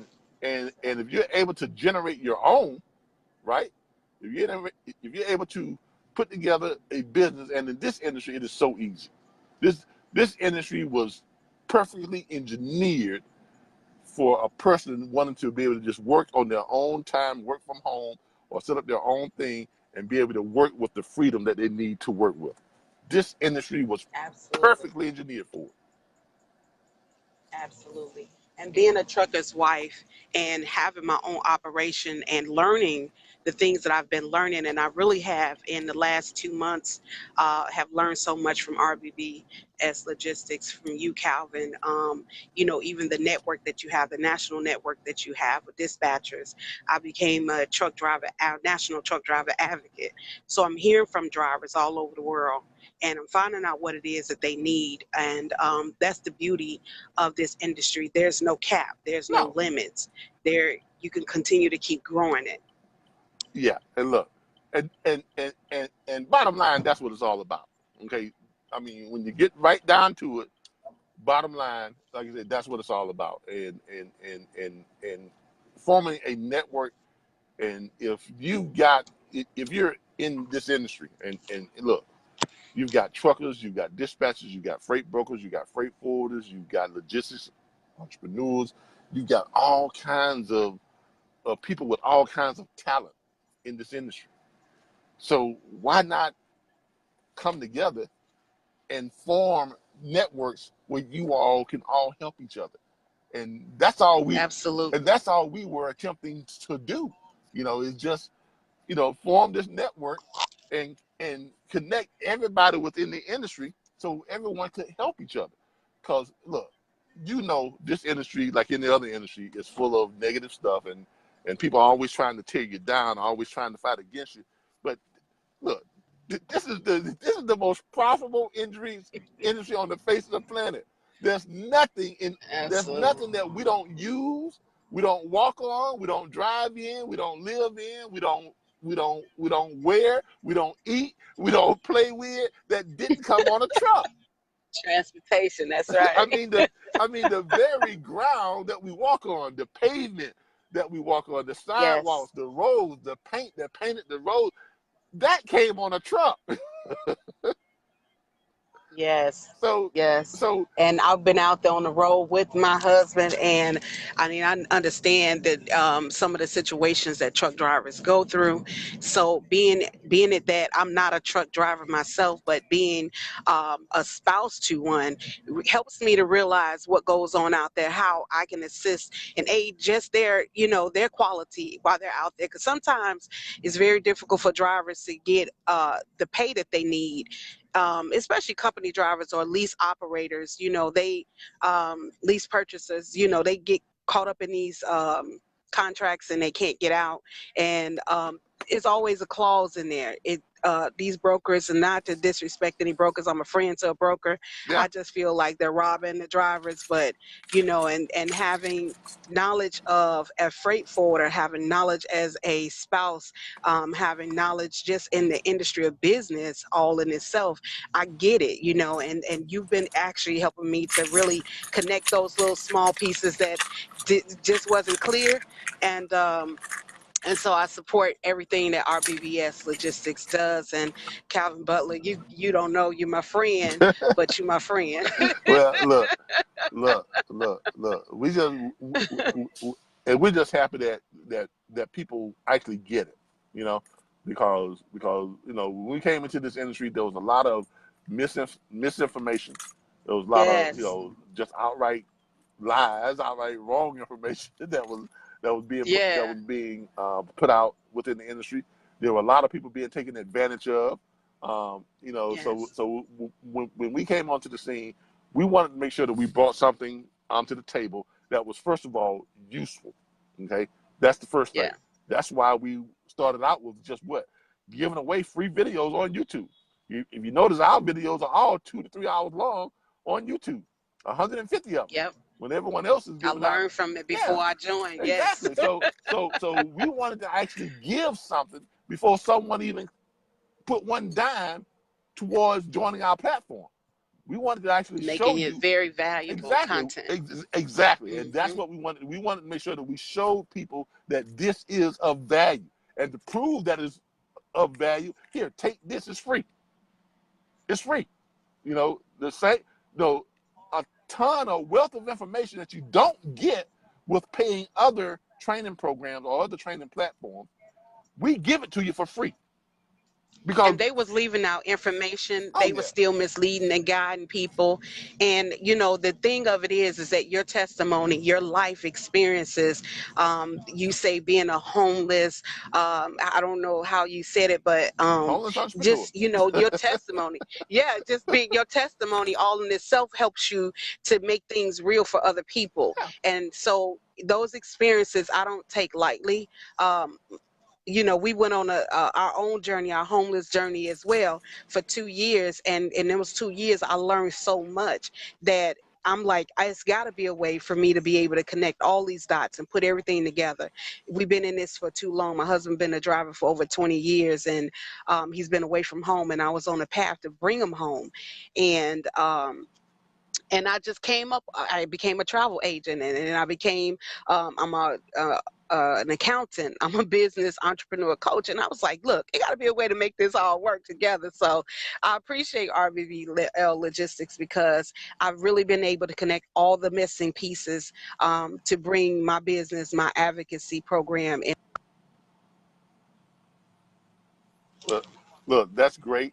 That's great. Now, to add to that, now I want to not break from what we're doing, but to add to that, don't y'all forget, tomorrow morning at 9 a.m., we are having a logistics entrepreneur symposium. Okay, look for it on Facebook. You can go ahead and put in, that you want to attend. It will be at our conference call link. So join in on that conference. That will be a logistics entrepreneurs symposium, and we're going to be showing you all how we are going to be bringing something to the table here starting in March of 2020 that we want everyone to be a part of. And we're going to be offering logistics firms $100,000 a year, literally, That's awesome. plus bonuses, That's you awesome. know See? and we're going to give everyone an opportunity to land a covenant, a highly sought after position with our organization. We have we have a need for, let me put that, we have a need for a government funding acquisitions officer. And the person that we bring on in that position will literally have an opportunity to earn $1.9 million per year. Okay, Amazing. so we're going to be giving everyone an equal chance at landing that position. It is not going to be based on your resume. It is not going to be based on your past experience. So the people who are brand new to this, people who are experienced at this, people who have done this before, you all will have the same opportunity. Basically, what we're going to be doing is we're going to give y'all a set of guidelines of who we need to get approved with. And the first person that can bring us 2 of those 4 approvals will have that position. Plain and simple. I almost wanted to say amen on that. Okay, so that's how that's going to go down. But this is the type of stuff that we're trying to bring to the table. We're trying to, and look, I've even reached out to all the freight broker trainers out there, even the ones that talk bad about us and just try to they call us everything but legit. I even reached out to them and said, hey, if you want to be a part of what we have going on, and we'll pay you $100,000 to participate.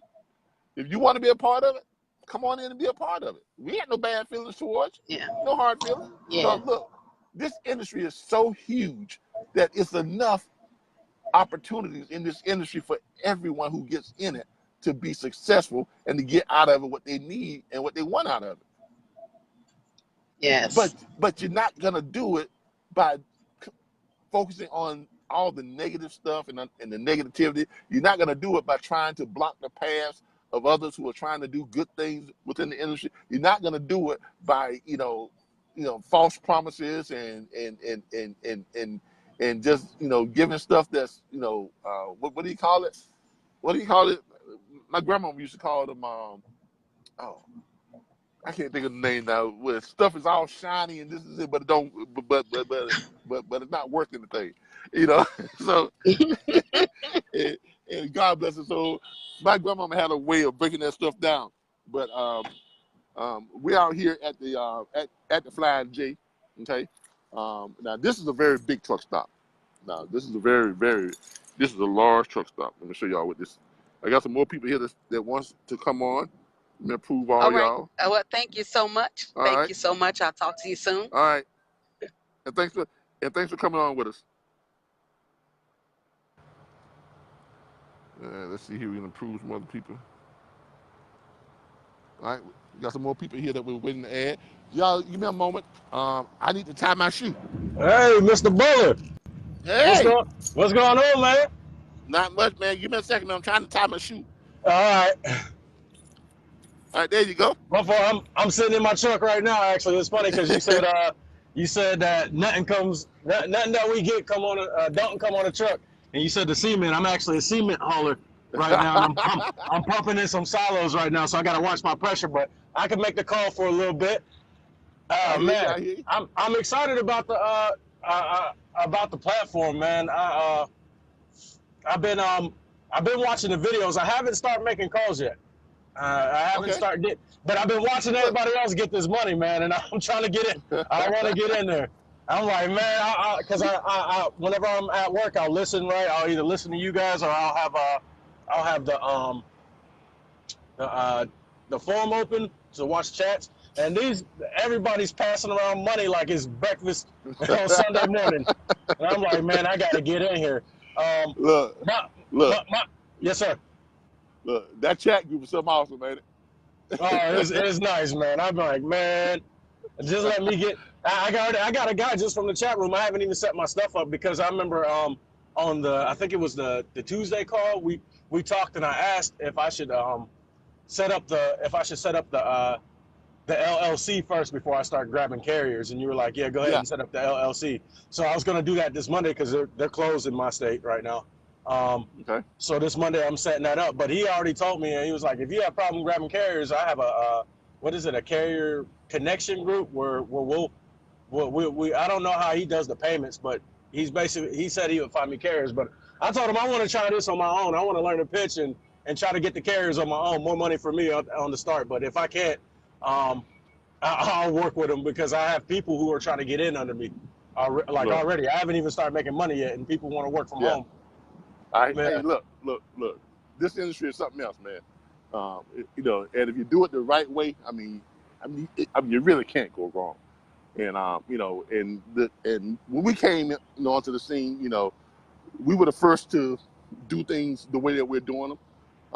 We came in, we offered residual income for brokers and for our broker agents and dispatch agents. We set up things that people say, well, it can't be done that way. And our question was, why? Right. Now, why can't it be done that way?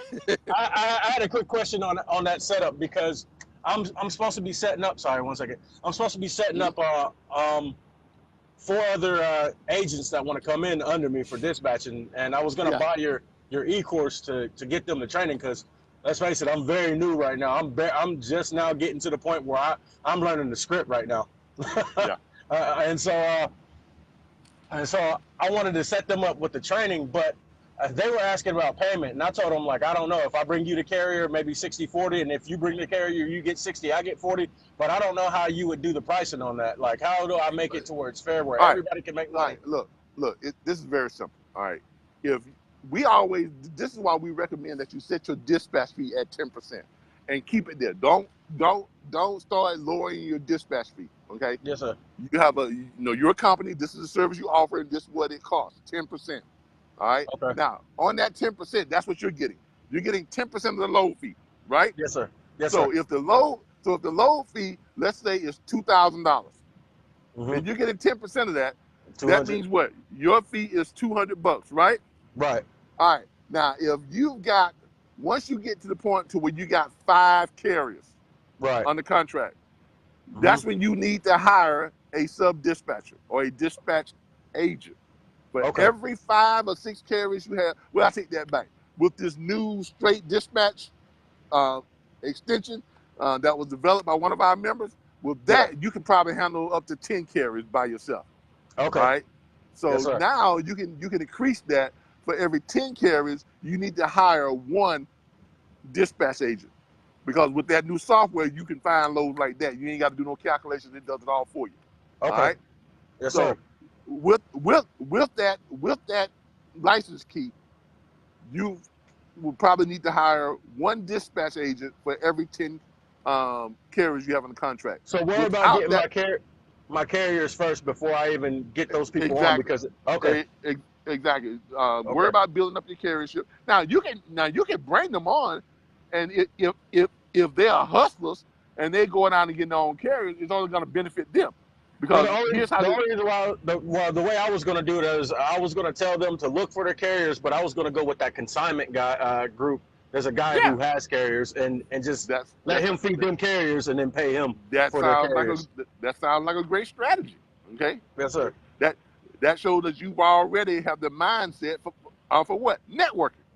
Yes, sir. So that's what it really is all about. But what you want to do is when you do your setup like that, all right. If you're bringing in your people first, and you're letting them find the carriers, they're gonna take the lion's share of the dispatch fee.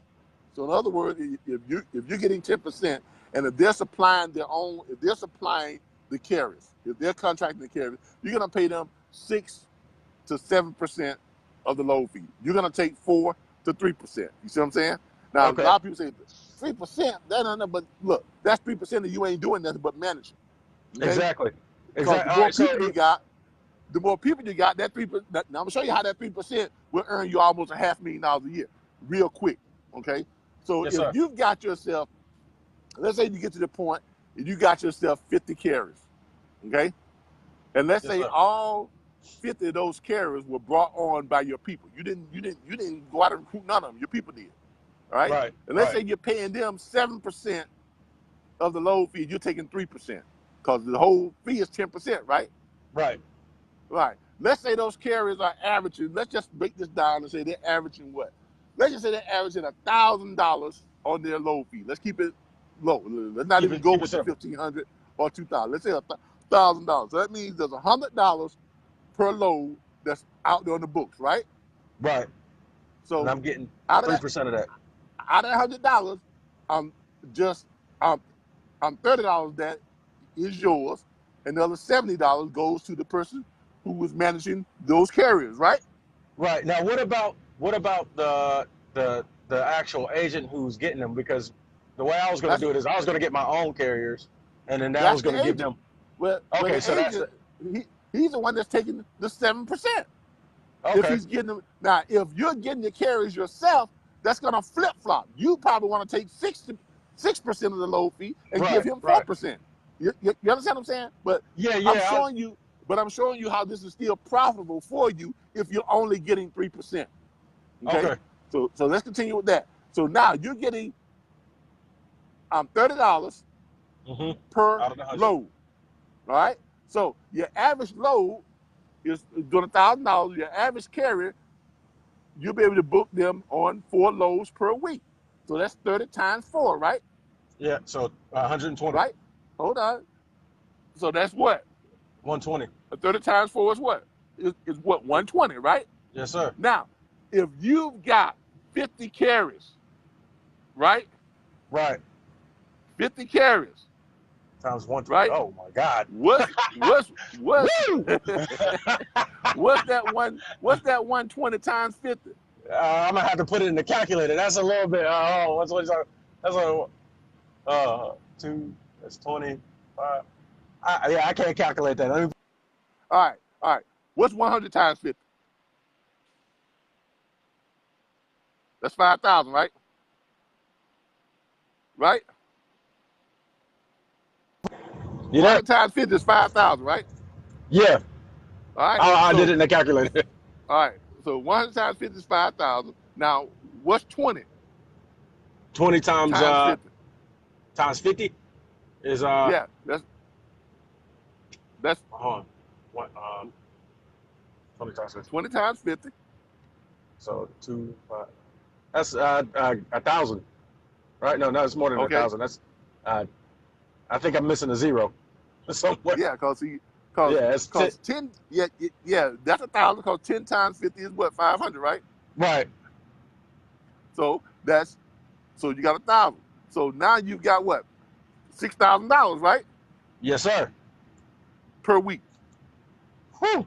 That's nice. That's what that little That's 3% real nice. does for you. That's Now, real if you nice. do $6,000 times 52 weeks of the year, what you got? You understand what I'm saying? So Yeah. don't let that 3% fool you. Don't let that 3% fool you. Look, this goes back to what we call exponential growth. This is all part of the theory of exponential growth. Okay, exponential growth or exponential compensation. And the way exponential compensation and exponential growth works is kind of a complicated math. And people that don't understand it, they won't ever get it. But the easiest and most layman's way I can explain to you exponential growth or an exponential compensation package is like this. If I came to you and I offered you a job, okay, if I offered you 2 forms of how I was going to compensate you for this job. The first way is I will hire you for a job, and I'm going to hire you, and you can work for 1 year, and I'm going to pay you $3 million for that 1 year of work. Okay. The second way, I can hire you for 30 days, same job, but you're only going to work it for 30 days, and I'll start you off with 1 penny, and every day you come to work, I'm going to double your income. But at the end of 30 days, we're done. The contract is done. Which job offer would you take? Now, the person that does not understand exponential growth will obviously take the $3 million for a year. Right. Right? But if you took a job that pays you 1 penny on the first day and then doubled your income every day you came to work, at the end of 30 days, you'll have close to $10 million, man. You don't believe that, do you? No, I know exponential growth is there, but 1 penny for 30 days, really? Hold up. But 1 penny double every day you come to work for 30 days. Remember I said I would double your income every day you came to work. So your first day is 1 cent. On the second day, it's 2 cents. The third day, 4 cents. Then 8 cents. Then 16 cents. Then 32 cents. Then 64 cents. Then I see where you're going. Happening? Yes, sir. So by the time you get to that 20th day, you're on something like $100,000, right? But then on day 21, that $100,000 becomes $200,000. Then it becomes what? $400,000. Then it becomes what? $800,000. Then it becomes 1.6 million. Then it becomes what?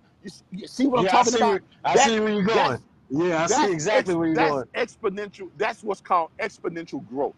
Yes, and sir. when you're setting up any type of company, you want to have it performance-based to where it pays exponentially. You want to have it set up in performance, so that means the more they bring in, their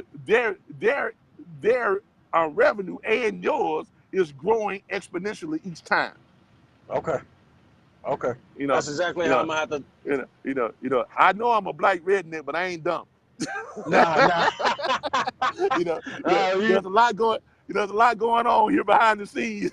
Man. Just talking to you, man. I feel like I'm already getting a lot more grasp of being financially set, man. I'm ready to. You say you got to crawl before you walk, but I'll be in here trying to drive already, man. Look, man. Stick with me, and I guarantee you'll learn some stuff. Oh yeah, I already have, man. Because see, and like I said, the proof is in the pudding. I teach from life experience. Everybody knows that I went to prison for hacking the federal government's mainframe. Okay, yeah, I did it. I ain't gonna lie. I didn't know that. Everybody didn't know that. I didn't know that. Yeah, too smart for my own good. All right, but hey, I did it. Wind up, they took everything. The house, cars, all that type of stuff. I mean, I was doing well, but after that, they took everything. So when I came out, I was nothing, homeless. But while I was in, I said to myself, you know what, Calvin? You're going to take this time to work on a business plan and a business model to do it the right way. And I had all that time to get back in shape. Man, I lost 147 pounds. So when I went in, I was 360-some pounds. When I came out, I was 198, chiseled, ready to go, in shape. Had my mind right, had my body right. Came out didn't you? Exactly. That developed me a business plan. My job in prison was to help other inmates to better their computer skills. Quite natural. So that gave me access to what? The internet, computers, and all this other stuff. And the prison administrators, they would let me work on my own website, build my business while I was in prison. I couldn't really operate the business, but I could lay the groundwork and the structure for everything that I needed to do. So when I got out, all I had to do was do what? Run to a library, get set up, and activate everything. Yeah. Now, obviously, Man. when I got out, all I had was just $100. That's the money that they gave me when I left prison. Okay? Man. Now, my battery's Yes, getting sir. low, so we got to hurry this on. So I had that $100. What I did with that $100, I went and bought myself a $60 laptop and a $40 Boost mobile phone. Ready to hustle. And I just, All right. exactly. And I just started from there. And like I say, the proof is in the pudding. So when I tell you that I can show you how to start a dispatch firm from home, or a freight brokerage firm booking freight from home, or a logistics entrepreneur firm, and tell you I can help you to get on track and provide you with the tools and resources, the things you need to get on track to making a couple $100,000 a year, $500,000 a year, even $1 million a year. Okay? Don't ask me how it's gonna be done. Just hook up your wagon and be ready to ride. I'm hooking it up, man. Hey, I'm gonna be sitting with you at that table. I'm finna be eating, man. I'm finna be eating. Man. Yes, sir. I hear Yes, you. sir. Hey, I appreciate the All right, call, man. everybody. I gotta get back to work No. before my tanker blow up. I appreciate you. Man. Look, Thank you, everybody, man. we out here at the Flying J. This is where it all goes down. You know, you got a lot of trucks out here. This is a pretty big Flying J, as y'all can see here. Flying J, Denny's, Camel Plaza. We got some nice trucks out here. You know, everybody's got their trucks going. Everybody's sleeping. You know, they got their ACs going and stuff.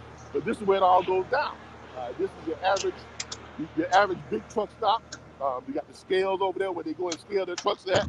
You got the fuel bays and things like that. Everybody pulls in, they park their trucks, and you know, some people are online, some people are in their trucks. You see those little balls on top of the trucks? You see the ones with the balls on top of them? Those are actually Dish TV and Direct TV. Those are satellites. You know, where you can get your streaming services, your internet, and all that type of stuff. So you got a lot of truck drivers that are able to actually run businesses while they're driving their trucks. Believe it or not, because in order to run a business, what do you need nowadays? You need just a computer with internet access and a phone.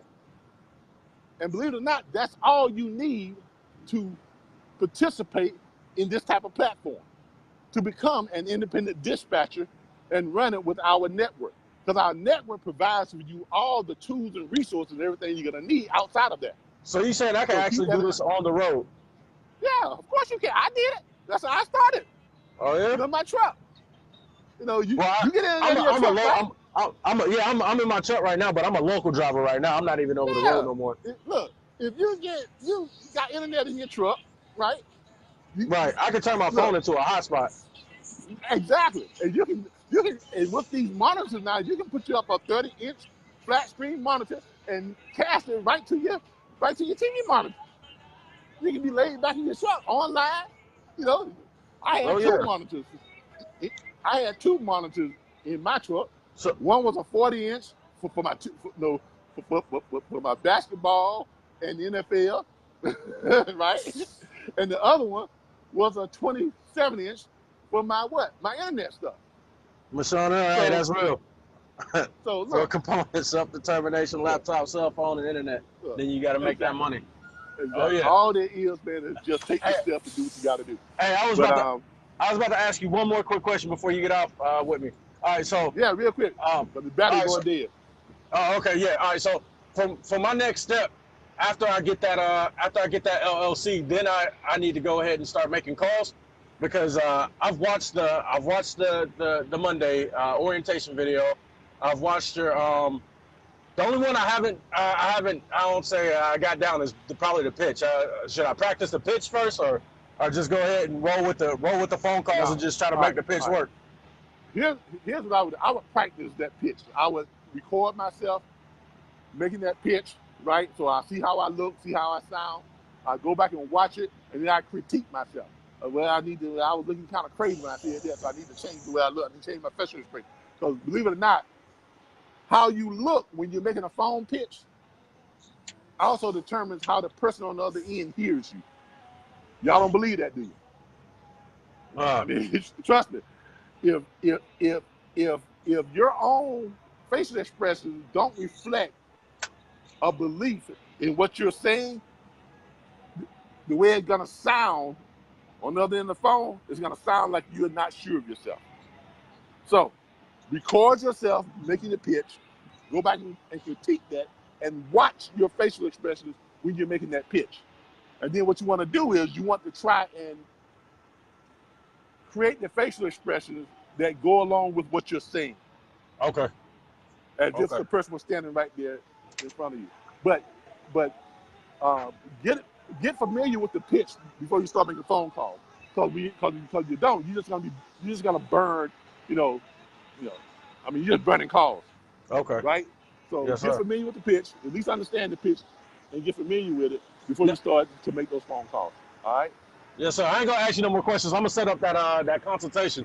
All right. Just in case I have any more questions. Yeah. All right. I appreciate you, man. How you doing today, sir? Hot out here, ain't it? It's hot. My name's Calvin Butler with the RBBS Logistics Learning Center. Just want to say we appreciate y'all driving these trucks all over the country. All right. We appreciate you. But yeah, get out to some of these truck stops. See what's going on. These are fuel lanes where the trucks come in. You see look at that auto haul over there. Y'all see it? I don't know if y'all can see it or not, but I might need to go and talk to him about that Range Rover that's sitting on top of it. But y'all see that auto hauler back there with that Range Rover and those expensive cars. That's all on top of it. But this is a Flying J. My battery's getting low, so I need to give y'all a quick walk around before my battery goes dead. So I'm gonna head on back to the house, and that'll be it for our field training for today. Now the Flying J, as you all well know, this Flying J probably get 1,000 carriers that run through here, every single day. This is a pretty big Flying J. You got the coffee area, you got the restaurants, you got all the counter. They're always busy up here at the counter, doing stuff all the time. They've got the food display and stuff, and they probably service close to several hundred, if not 1,000 carriers that come through here each and every day. So it's pretty big. This is like it's almost like a transportation hub. You got the Denny's here, the area back here, and then they've got their own barber shop here. And this is the barber shop within the Flying J. Commercial cuts. This gentleman's been here for I don't know how long. I've got my hair hit. I'm cut here. I'm a couple of times. And how y'all doing today? Great. How about you? I'm doing great. We got my students online. We got about 3,000 students. The RBBS Logistics Learning Center, bringing them out, showing them what happens at a truck stop. They learn how to book freight and how to be dispatchers and stuff like that. And I was letting them know about this barbershop. I had my hair cut here a couple of times back when I was driving trucks. So and you've been here a while, ain't you? It's been on 5 years. 5 years. And so you probably see about 1,000 truck drivers come through here a day. That's a lot of them. A lot of it. You see, this young man right here, he done cut a lot of heads. He done cut a lot of heads coming to the truck stop. But this is what happens at a truck stop. It's kind of like a home away from home. Okay? Because a lot of these drivers, they come, they want to get a fresh cut. They've been out there and they're driving that truck for a while. They will come in and get a fresh cut and make them feel kind of good about themselves. They go back out and get back on that road. They want to come and get a meal. They want to come and get a nice shower. Appreciate you, man. Yes, sir. You take care. And keep up the great work. Thank you. They want to get a meal. Now this is what I'm talking about. You got areas within every truck stop where you can get on the internet. How you doing? And like this gentleman over here, he's on the internet. And this is what you all would do. You can actually come to a truck stop. Just try it sometime. As an independent dispatcher or as a freight broker, try this sometime. Instead of working from your desk at home, come out to the truck stop, plug in, and just conduct business, amongst these carriers. you're talking on the phone with other carriers and owner operators, and you're talking about finding them high dollar freight. You don't think the other carriers are going to hear you saying they may come up to you and ask you questions and this and that, you know. And see, they're watching TV. I'm trying to keep it quiet because they want to watch TV. This is the lounge area. Back there's where the showers are. And they got actually a booth here also too. These are or private booths where you can go and make phone calls and things like that. They have some privacy, but this is where the owner operators and truck drivers spend their time away from home. Okay, so and they spend a lot of valuable time, in these truck stops, game room area, things like that. But you got individuals here that conduct other business. Let me see if his. Excuse me, sir. Mind if I ask you a couple questions? Sure. My name is Calvin Butler. I'm the director of the RBBS Logistics Learning Center. Sure. We manage the National Dispatchers Network, more than 3,000 dispatchers and freight brokers across the country. Okay. How long have you been in the trucking industry? About 15 years now. 17 years? 15. 15 years. That's a long time. You don't see it all. I'm sorry? You don't see it all, ain't you? Oh, you can say that. All right, look. I drove trucks for about 6 years myself. I started out with Covenant. Then I went out on the road, became an owner operator.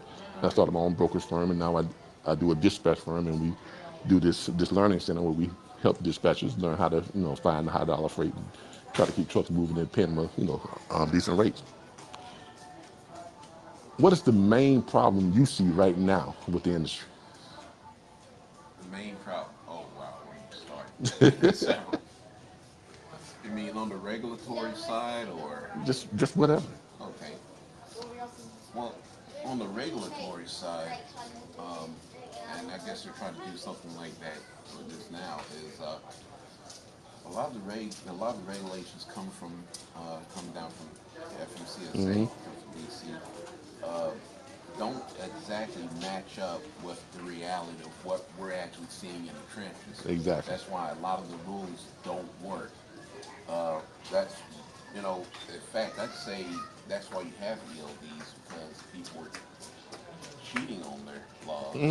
And the reason they were cheating on their laws, not necessarily because they wanted more profit or whatever.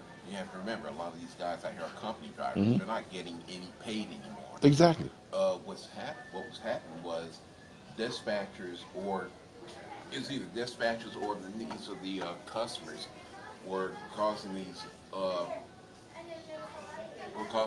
timetables to be heaped upon these drivers that they had to cut 15 minutes here or 15 minutes there just to make those loads on time. Yeah.